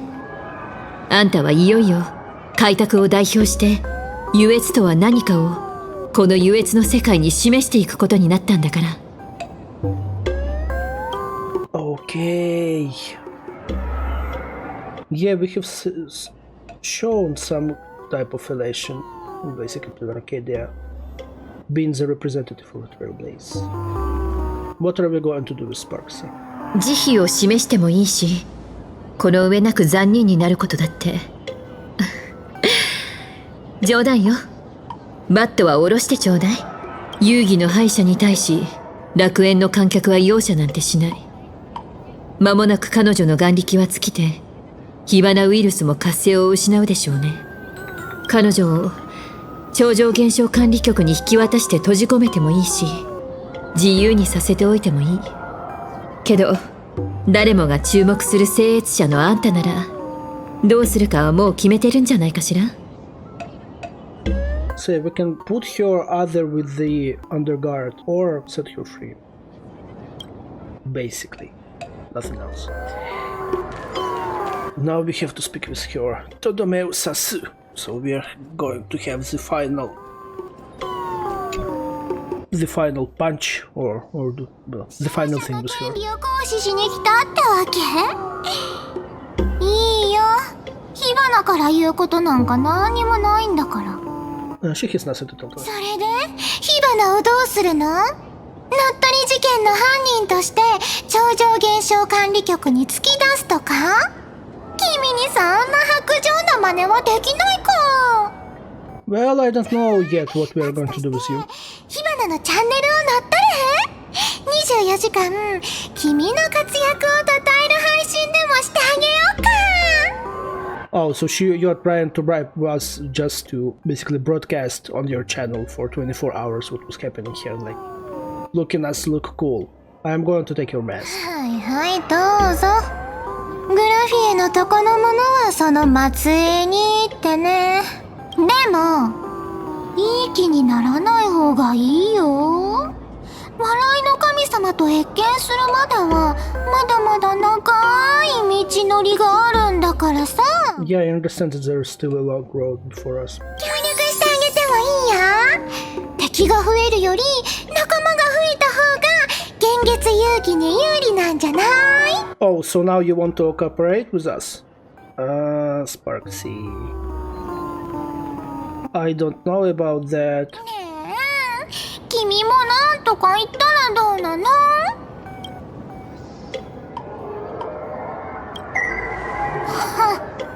Yep, so we are Sparkle is just going to do something with Sparksy. So we are giving her into her care. この結末はお気に召したかな、火花ちゃん。旧型のくせに味方に恵まれてよかったね。負けたんだからもう火花が言うことなんて何もないよ。それで仮面のくせに本体の火花をどうするつもり？ What are you going to do with me now? どっちが仮面でどっちが本体かは勝った方が決められるんじゃなかったっけ？君の計画は台無しで、人々は君の優越からそっぽを向いた。そっちこそ、すっかり旬の過ぎた旧型なんじゃないかな。And she's like, well, wasn't we should have been decided who is the real one and who is the mask while we have been fighting? 火花の優越じゃない。これはみんなの優越。そもそも、最初にこれを言い出したのは、君の方でしょ？何のこと？火花が君を捨てるよう仕向けたのも君。火花にこの計画と記憶を預けて、逃げるように、自分で夢を叶えるようにって言ったのも、君だったでしょ？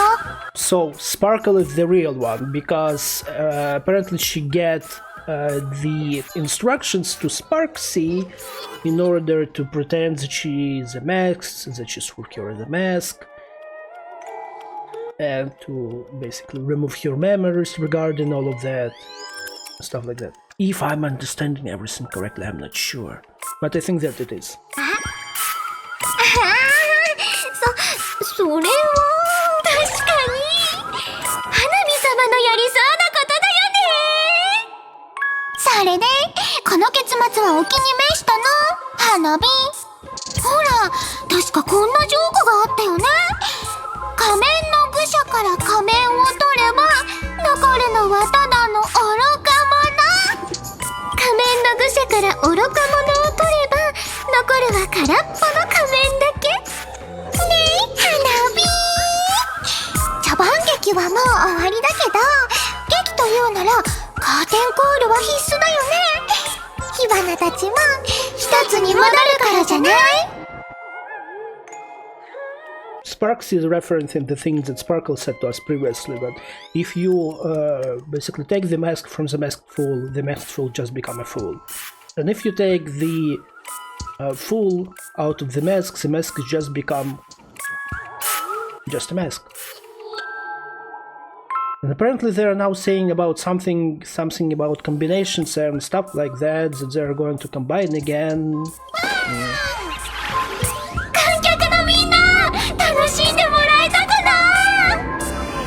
Why they are saying in the unison together? 一言、現月遊戯を甘く見ちゃダメ。火花大会のように優しい幕開けなんてもうないよ。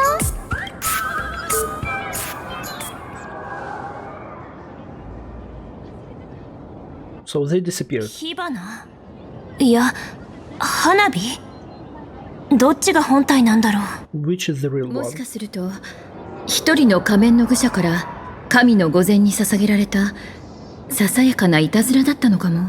あるいは二層楽園の優越がもはや神ですら理解の及ばないものになったことを人々に思い出させようとしたとか。何にしてもこの事件はこれで決着したわ。さあ、次の悪巧みと向き合うことにしましょう。We didn't get any resolution in terms of who is the real one and who is the mask one and who is the real one. Still. Well, yeah, let's move on and do other stuff, meet other people and something like that. But before I want to ask Himeko about that strange classroom and what has happened there. ええ。誰が何のためにあんな場所を作ったのか。本当のところを知りたいの。Himeko wants to know who created the classroom. 準備ができたら声をかけてちょうだい。And as soon as we are ready, we are going to go and check that. And we are going to go and check that right now. Yeah, so we come back to that classroom. ここはまるで何事もなかったみたいね。亡霊たちも消えてる。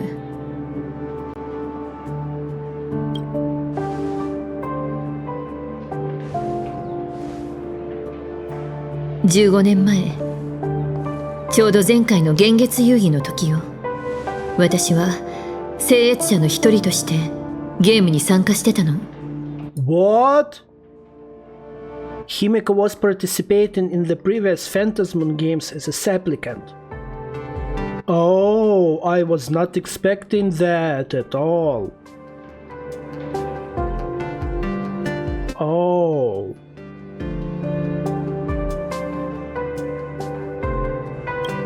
聖越者は人々に壮大な奇跡を見せさえすればゲームに勝利できて優越のアイオンに謁見できるものと思ってた。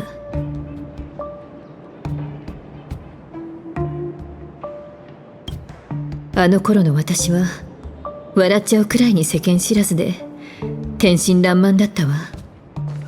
全ての聖越者が美しい奇跡によって人々の眼力を集めようと考える保証なんてなかったのに。She was participating in the previous Phantasmoon Games as a supplicant. She wanted to win and to show the people magnificent miracles. And wanted to get the audience with the Aeon of Elation. 楽園暦1984年7月22日、巨大な悪意を持った聖越者がグラフィエ学院に忍び込んだ。On 22nd of July 1984, one of the other supplicants get into the Graphia Academy and wanted to do something really, really bad. そいつは放課後、学校に残っていた22人の生徒を殺害。その後、鳩川区でも罪のない人々を襲い続け、146人もの死傷者を出した。So that person who got into the school on that day killed 22 students. In addition to that, he killed 146 people in Dovbrook. その殺人鬼はまるで芸術家を気取るみたいに、犠牲者のそばに結果、血の手形でかたどった花のサインを残した。報道された通称は失ゲマ。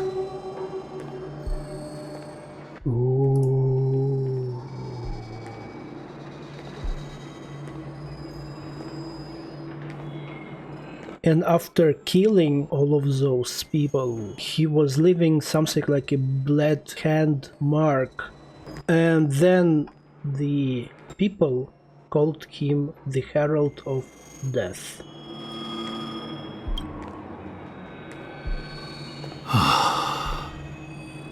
忘れたくとも忘れられない悲劇だ。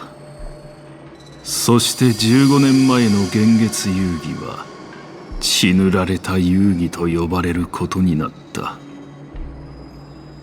And the games, Phantasmoon Games, which happened 15 years ago, was named as basically games, Blood Moon Games.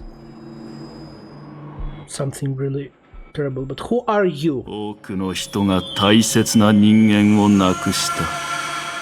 我が子を失った人も大勢いただろう。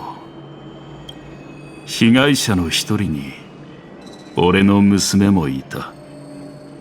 ここに戻った時、娘が眠っているという墓をこの目で見た。That person who is now speaking with us, one of the victims' horrendous accident was his daughter, which was in this classroom. 娘の名は姫子。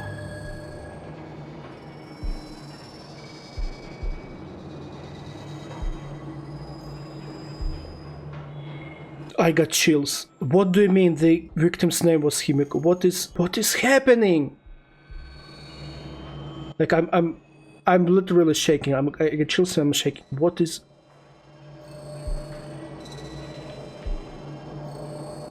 going on?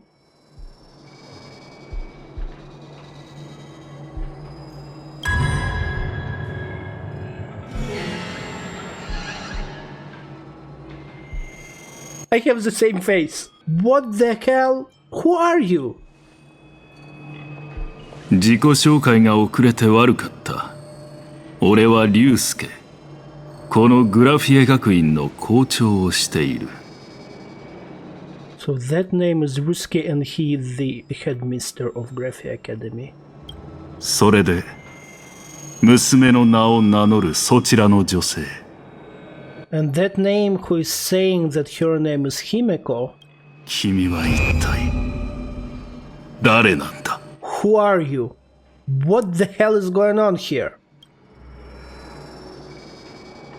15年前、幻月遊戯に参加すると決めたとき、父は私のそばにいなかった。私が棺魔と戦って窮地に追い込まれた時も、宇宙のどこかをフラフラしてたわ。So when Himeko participated in Phantasmoon Game 15 years ago, her father wasn't around. And when she was fighting against the Herald of Death, her father was not still here.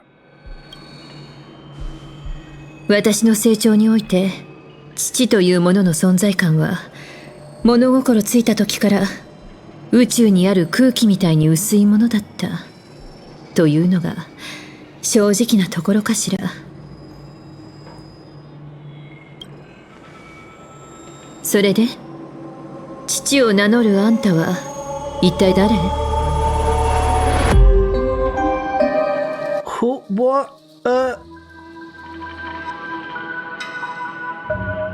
So he's not her father. What is going on here?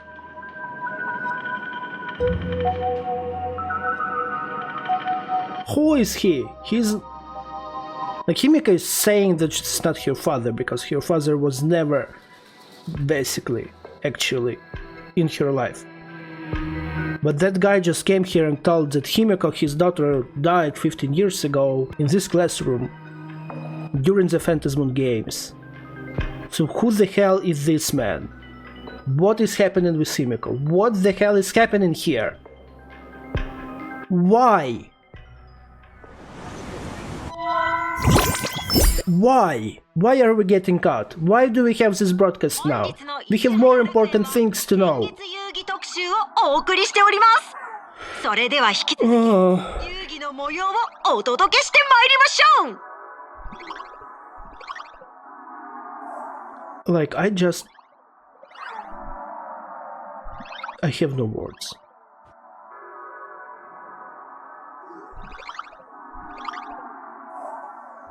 What is going on?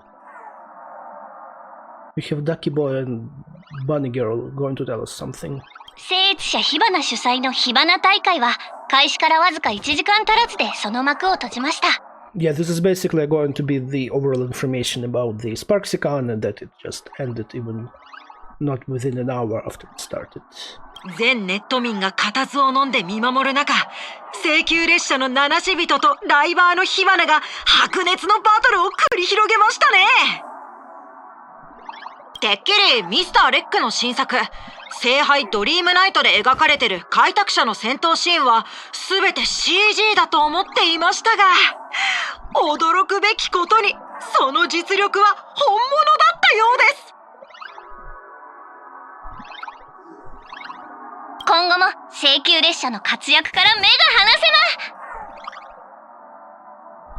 緊急ニュースです。So basically they're just, giving us the information about what has happened during the Sparksicon, what's happening there. 午後4時頃、治安局がハトガークにある新ウィッシュマフィアの本部から複数の遺体を発見しました。内部抗争が原因と見られています。Sinwish Mafia. I see that in English it is called Sinwish Syndicate. Very interesting because in Japanese it's just Mafia. So I'm just going to stick with Mafia. Not Syndicate, Mafia. Mafia is more correct one. It's more like their vibe.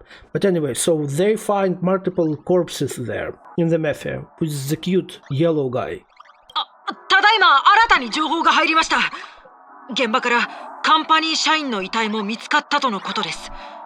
調べによると死亡したのは Oh, and one of the IPC also was found dead there.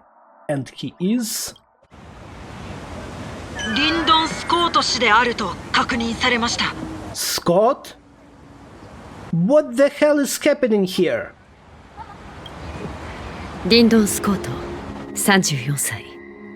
カンパニーの戦略投資部に所属する特派員よ。品津さん、彼のことは知っているかしら？ So now Kuchiba is speaking with Ashvale. She's just giving the oral information on Scott, 34 years, working in a company. いや、カンパニーの人間がどうしてこんなところで死んでるんだい？ What did the IPC person is doing シーウィ here? ッシュマフィアが最近、とある仮面を手に入れたそうよ。彼はおそらく幻月遊戯の件で交渉に来ていて巻き込まれたのかもしれないわね。Scott got here knowing that basically the mafia has mask and he came here in a relationship to the Phantasmoon Games. 仕事の邪魔をしてしまってごめんなさい、シナツさん。邪魔だなんてことはないさ。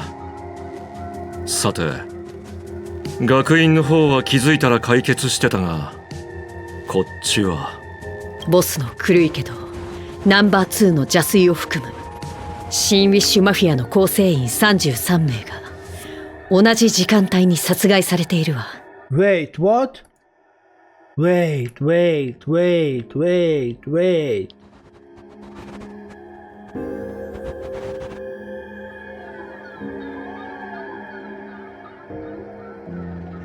So the leader, that cute yellow guy, his right hand guy, so the big bird with the pink hair guy, and in overall 33 members of a mafia has been killed at the same time? 邪推。遺体には外傷と骨折に加え大量の出血が見られるけど、具体的な死因については司法解剖を待つしかないわね。 They're not getting that information now, and they're basically going to wait for the autopsy. Honkai Styrel, what are you doing? Why? What is going on here in this time and space and in this planarcadia Phantasmoon Games? What is going on? We have been living without deaths, killing and stuff like that for over 3 years, and now you decided to start killing people all around? What the hell is going on?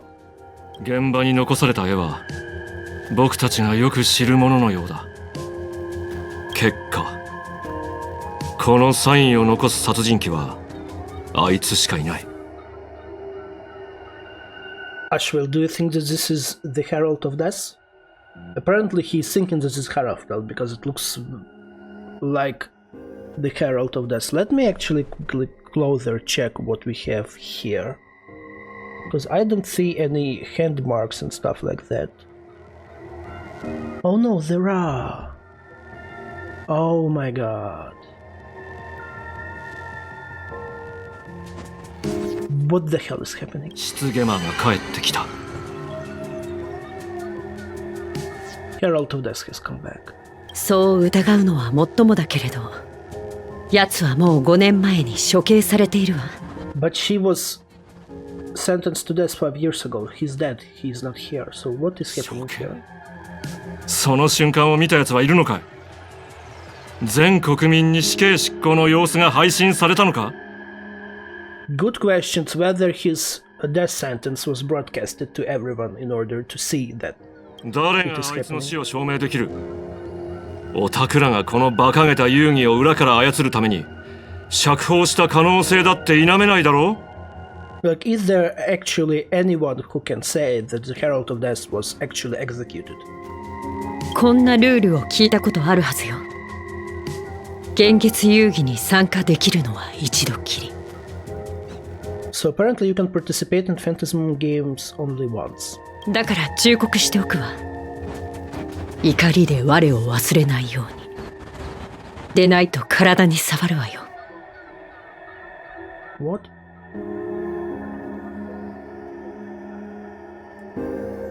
This is very dark. Even after Amphorus and everything that has happened at Amphorus, this is very dark.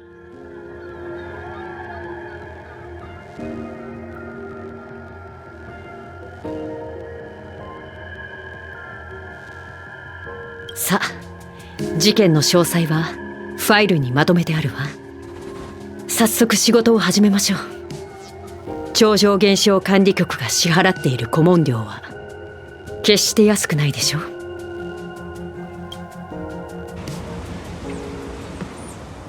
Okay, so now Ashwell is going to work on solving that case as far as I understand. 静かに探偵の胸で燃え広がる。鳩川の風でさえ鼻先で漂う血の匂いを消すことはできなかった。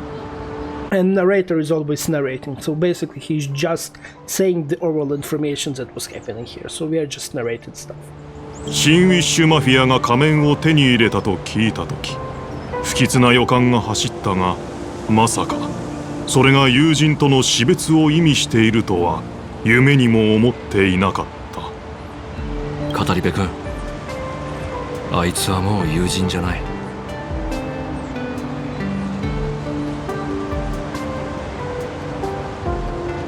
今やただの死体、新聞の片隅に埋もれる誰の目にも止まらない名前になった。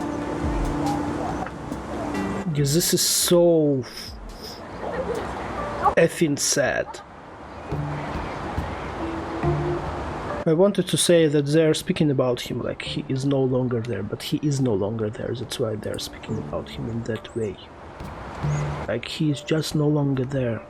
He's just became the obituary in the newspaper, and that's all. 人々は They're speaking about the head of mafia. 銀河で活躍する傑物たちの劇的な生涯ばかりを気にかける。そんなものに比べればちっぽけなマフィアの死なんて何の意味も持たないだろう。これからいかがなさるおつもりですか？ Now actually I understand, like this is a really nice from the storytelling point introduction to the next chapter of planarcadia story quest, because well I know that it is going to be related to Ashwell in some way. So this is a really nice introduction for that. 長いこと放置してたが、そろそろけじめをつけないといけないようだ。品津さん、電話をくださったのは提案を受けていただけるからでしょうか。 Oh, Pearl. Okay, Pearl. So we are calling Pearl. ああ、そうだ、パールさん。遊戯に参加しよう。もちろんオタクがまだ僕を必要としてればの話だが。 Oh, so Ashwell is going to participate in games. Ooh. 私からあなたへの申し出はいつまでだって有効ですよ。15年前と同じように現月遊戯は制御不能に陥る兆しを見せています。品津さん、このアイオーンのゲームを正しく導くため力をお貸しいただけないでしょうか。 As we have seen currently what has happened with the Mafia, now the current Phantasmoon Games start looking like the previous Phantasmoon Games, and Pearl is basically asking Ashwell to help her in order to lead the games in the correct direction. 僕が差し出せるのはただ一つ、復讐心だけだ。 The main reason why Ashwell is participating, he just wants revenge. Revenge against what? Against Herald of Death? Has he killed someone of your close ones? This is becoming even more interesting. 本日、理想楽園の住民33名とカンパニーの同僚1名が変死しました。失ゲ魔の手口を模倣し、遊戯に介入しようとする者がいるようです。死者たちを弔えるのは勝利のみでしょう。Probably thinking that someone is just trying to mimic what Herald of Death was doing 15 years ago.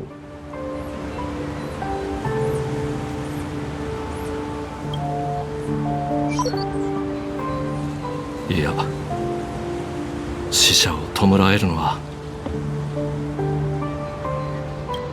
正義だけさ。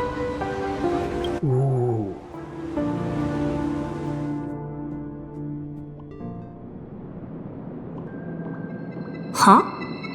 もっと適した代理人を見つけた？じゃあ、私はお払い箱ってこと？ Oh, Silver Wolf, hi!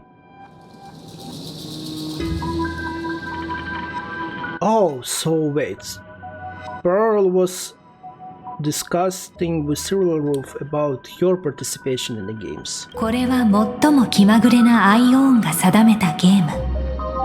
変化と意外性がその本質となります。私には一番ふさわしいものをこのゲームに参加させる義務があるのです。そもそもあなたはなぜそこまで堂々としていられるのでしょう。カンパニーが指名手配犯を監獄に放り込むのではなく、代理人として現月遊戯に参加させるとお思いでしたか？ Very interesting. So Pearl is basically asking Cyril Wolf, like, why do you think that I am going to invite basically a person, one of the Stellaron hunters who the IPC is looking for in order to represent the IPC in Phantasmoon Games, instead of just throwing you in a prison? 牢屋にぶち込む気？でもペノコニーで性格ハンターに協力を持ちかけてきたのはあなたたち戦略投資部でしょ？Ooh, but she is like, but you have extended us Olive Branch, where we have been on Pinnacle, not the IPC. 気が変わったってこと？ああ、商売人ってほんと手のひらをくるくるするのが好きだよね。率直に言うよ。仮面を一つちょうだい。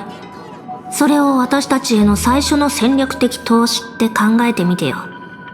Cyril Wolf is still pressing Pearl in order to give her a mask in order to participate in games. 投資するならまずは理解してから。ですので質問にお答えください。私の信頼をどう勝ち取るおつもりですか？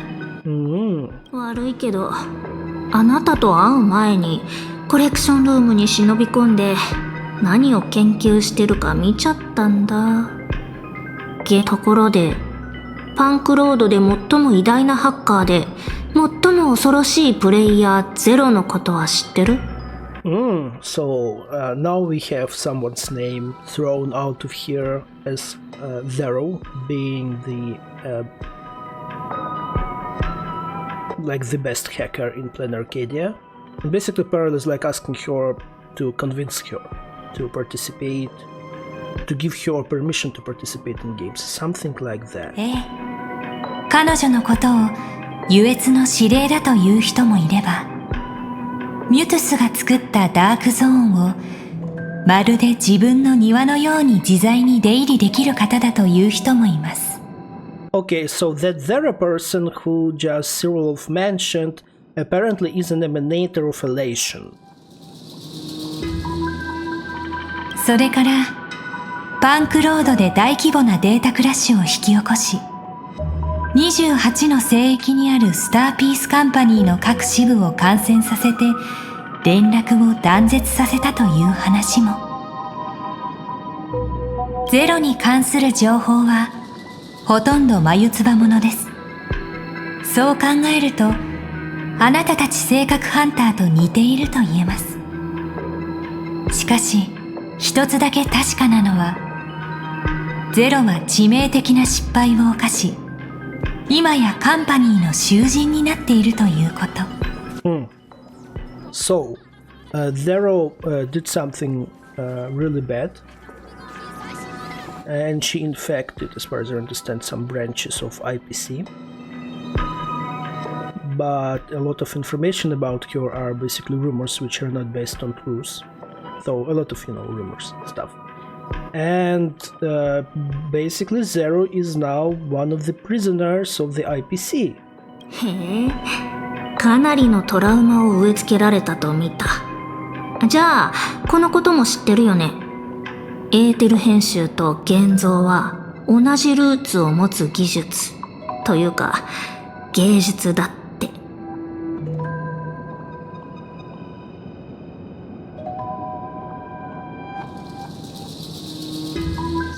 So, ether editing and imagenesis is coming from the same technology which Zero was using. ええ、知っていますし、研究をしたこともあります。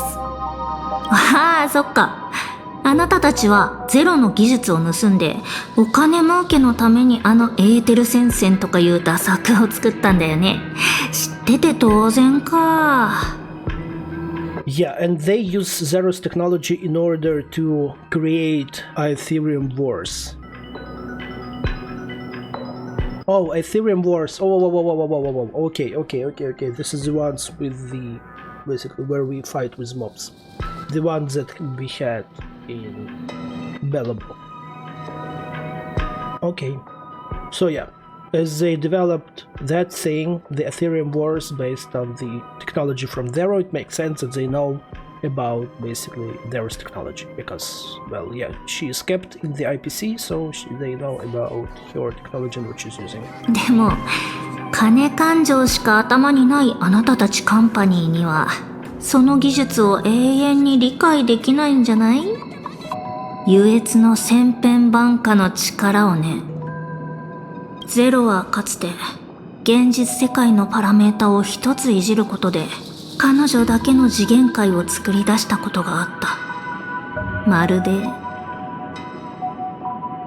So Zero created her own reality or realm, which looks like Graphia. 現像の秘密を材料に取引するつもりですか？考えてあげてもいい。推測。あなたは嘘をついています。性格ハンターになった人はかつて歩んだ運命さえも捨てると聞きました。So people who joined Salon Hunters, they threw away the paths that they have been following before. それはどうだろう。優越の楽園にいるんだし、運試しをしない手はないでしょう。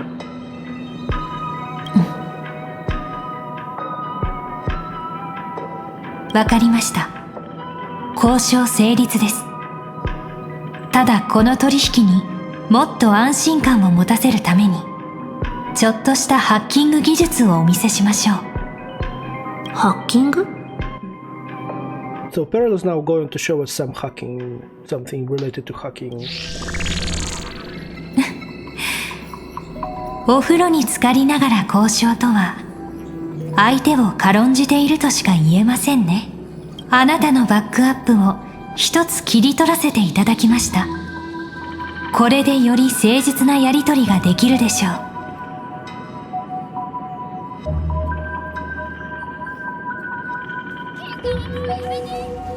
あなた、どうやって？ So Pearl just did something to Silver Wolf. 天才スクリューガムさんとのサイバー攻防戦を含めあなたのことは調べさせていただきました。それにそちらの停止された76個のアカウントにもアクセスしたことがあります。 Oh, Pearl investigated Silver Wolf after her battle with Screwlum and get access to all of the 76 of Silver Wolf's accounts. ネット上に大量のデータを残しあなたに自由に閲覧させ探偵の品津さんへと導いたのは私です。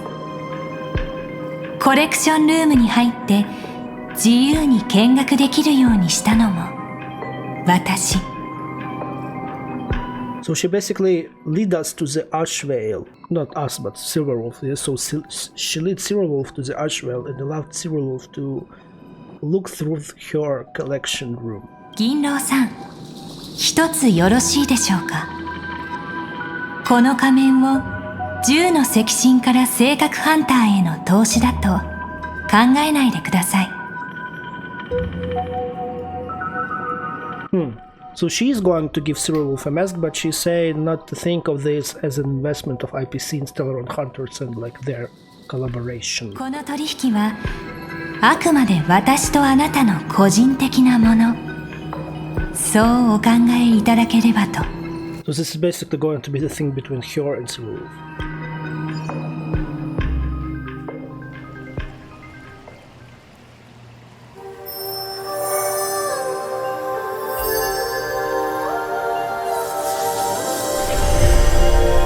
Ooh.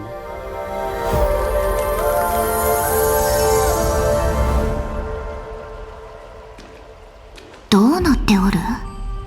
瞬く間にこれほど多くの聖越者が仮面をかぶるとは。 Apparently a lot of different people are just started participating in the games, which resonates with the three, and Evanescence is quite interested in why all of this is happening. この芝居が良き結末へ向かうことを期待しておったのじゃが、ライバーと銀河の英雄が出会い、熱き王たち回りを演じ、結果的に誰一人傷つかぬ。それで良いではないか。じゃが今はカラスに貝殻、猫、狼と何を企んでおるかわからぬものばかり。So we have seen a few masks which we haven't seen before. Yeah, and yeah, at the time when we have been here with Evanescence, only basically 2 people were participated in Phantasmoon Games. It was Sparksy and it was Trailblazer. Yeah, and now when she get here, she also see a few other masks like Crow, Shell, Cat and Wolf. Crow, we know who the Crow is. Crow is Sunday. Wolf, Cat and Shell. So there are 3 additional masks. One of them is Ashwale and one of them is Silverwolf. But the other one is not known for us now, so we don't know who the basically the 6th mask.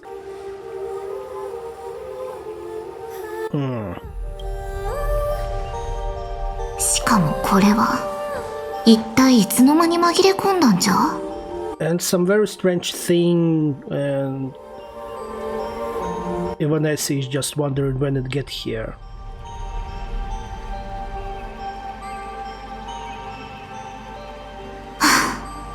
Dodoのつまり、物事を抗う術もなく、深淵へと落ちてゆくのだな。And we also have a fox mask. Is the fox mask represent Evanescence or... じゃが、汝は例外じゃ。主人公としての初舞台、なかなかイケておったぞ。So apparently Evanescence is also the participant on Phantasmoon game, but she thinks of herself as an exception to the rules, especially considering that we have the main character, Herald of Death, basically. 勝利をつかんだのじゃから、誓いに刻まれた災いもこれで訪れぬ。しかし、これらの仮面の持ち主は、果たして汝の敵となるか、味方となるか。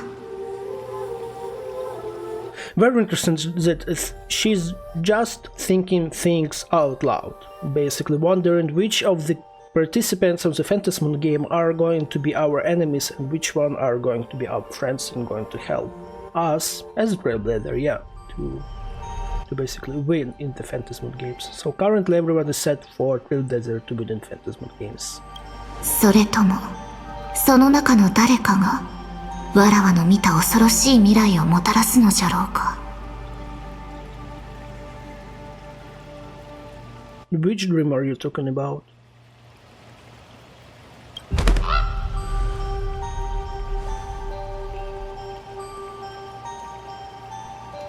Oh, Sunday's Crow. なぜここが分かったのじゃ? So how did the Crow understand that she's here? まったく、今回の幻月遊戯の聖越者には驚かされてばかりじゃの。Yeah, and she's very surprised by a lot of participants in current Phantasmoon games. 帰宅部の人たちってなんで放課後な。 Okay, and so this is going to be the end of the Welcome to Arcadia story quest, and Sparksy can now come to the Astral Express. Yao Guang also can come to the Astral Express. I think this is the start of the next story quest.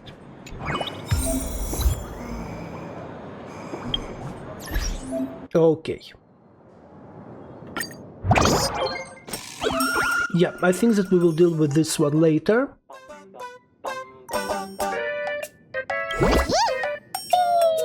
Cute Tanukis jumping around with their photo cameras. I just realized that the photo cameras are not just like it has Tanuki's ears up in there. This is so cute. Yeah, we will wait. I will come back and check that one later. But yeah, this is it for the story quest. The first part of the Trailblazer main story quest in Planarcadia. Very interesting. We have a lot of things happening there. We even have deaths. We know about the Himeko's past. We get more information about it. We know that she has participated in the previous Phantasmoon Games. We get appearance of some very strange guy who we don't know what that guy is, who is saying that he's Himeko father and that Himeko died here 15 years ago, which is just shocked everyone.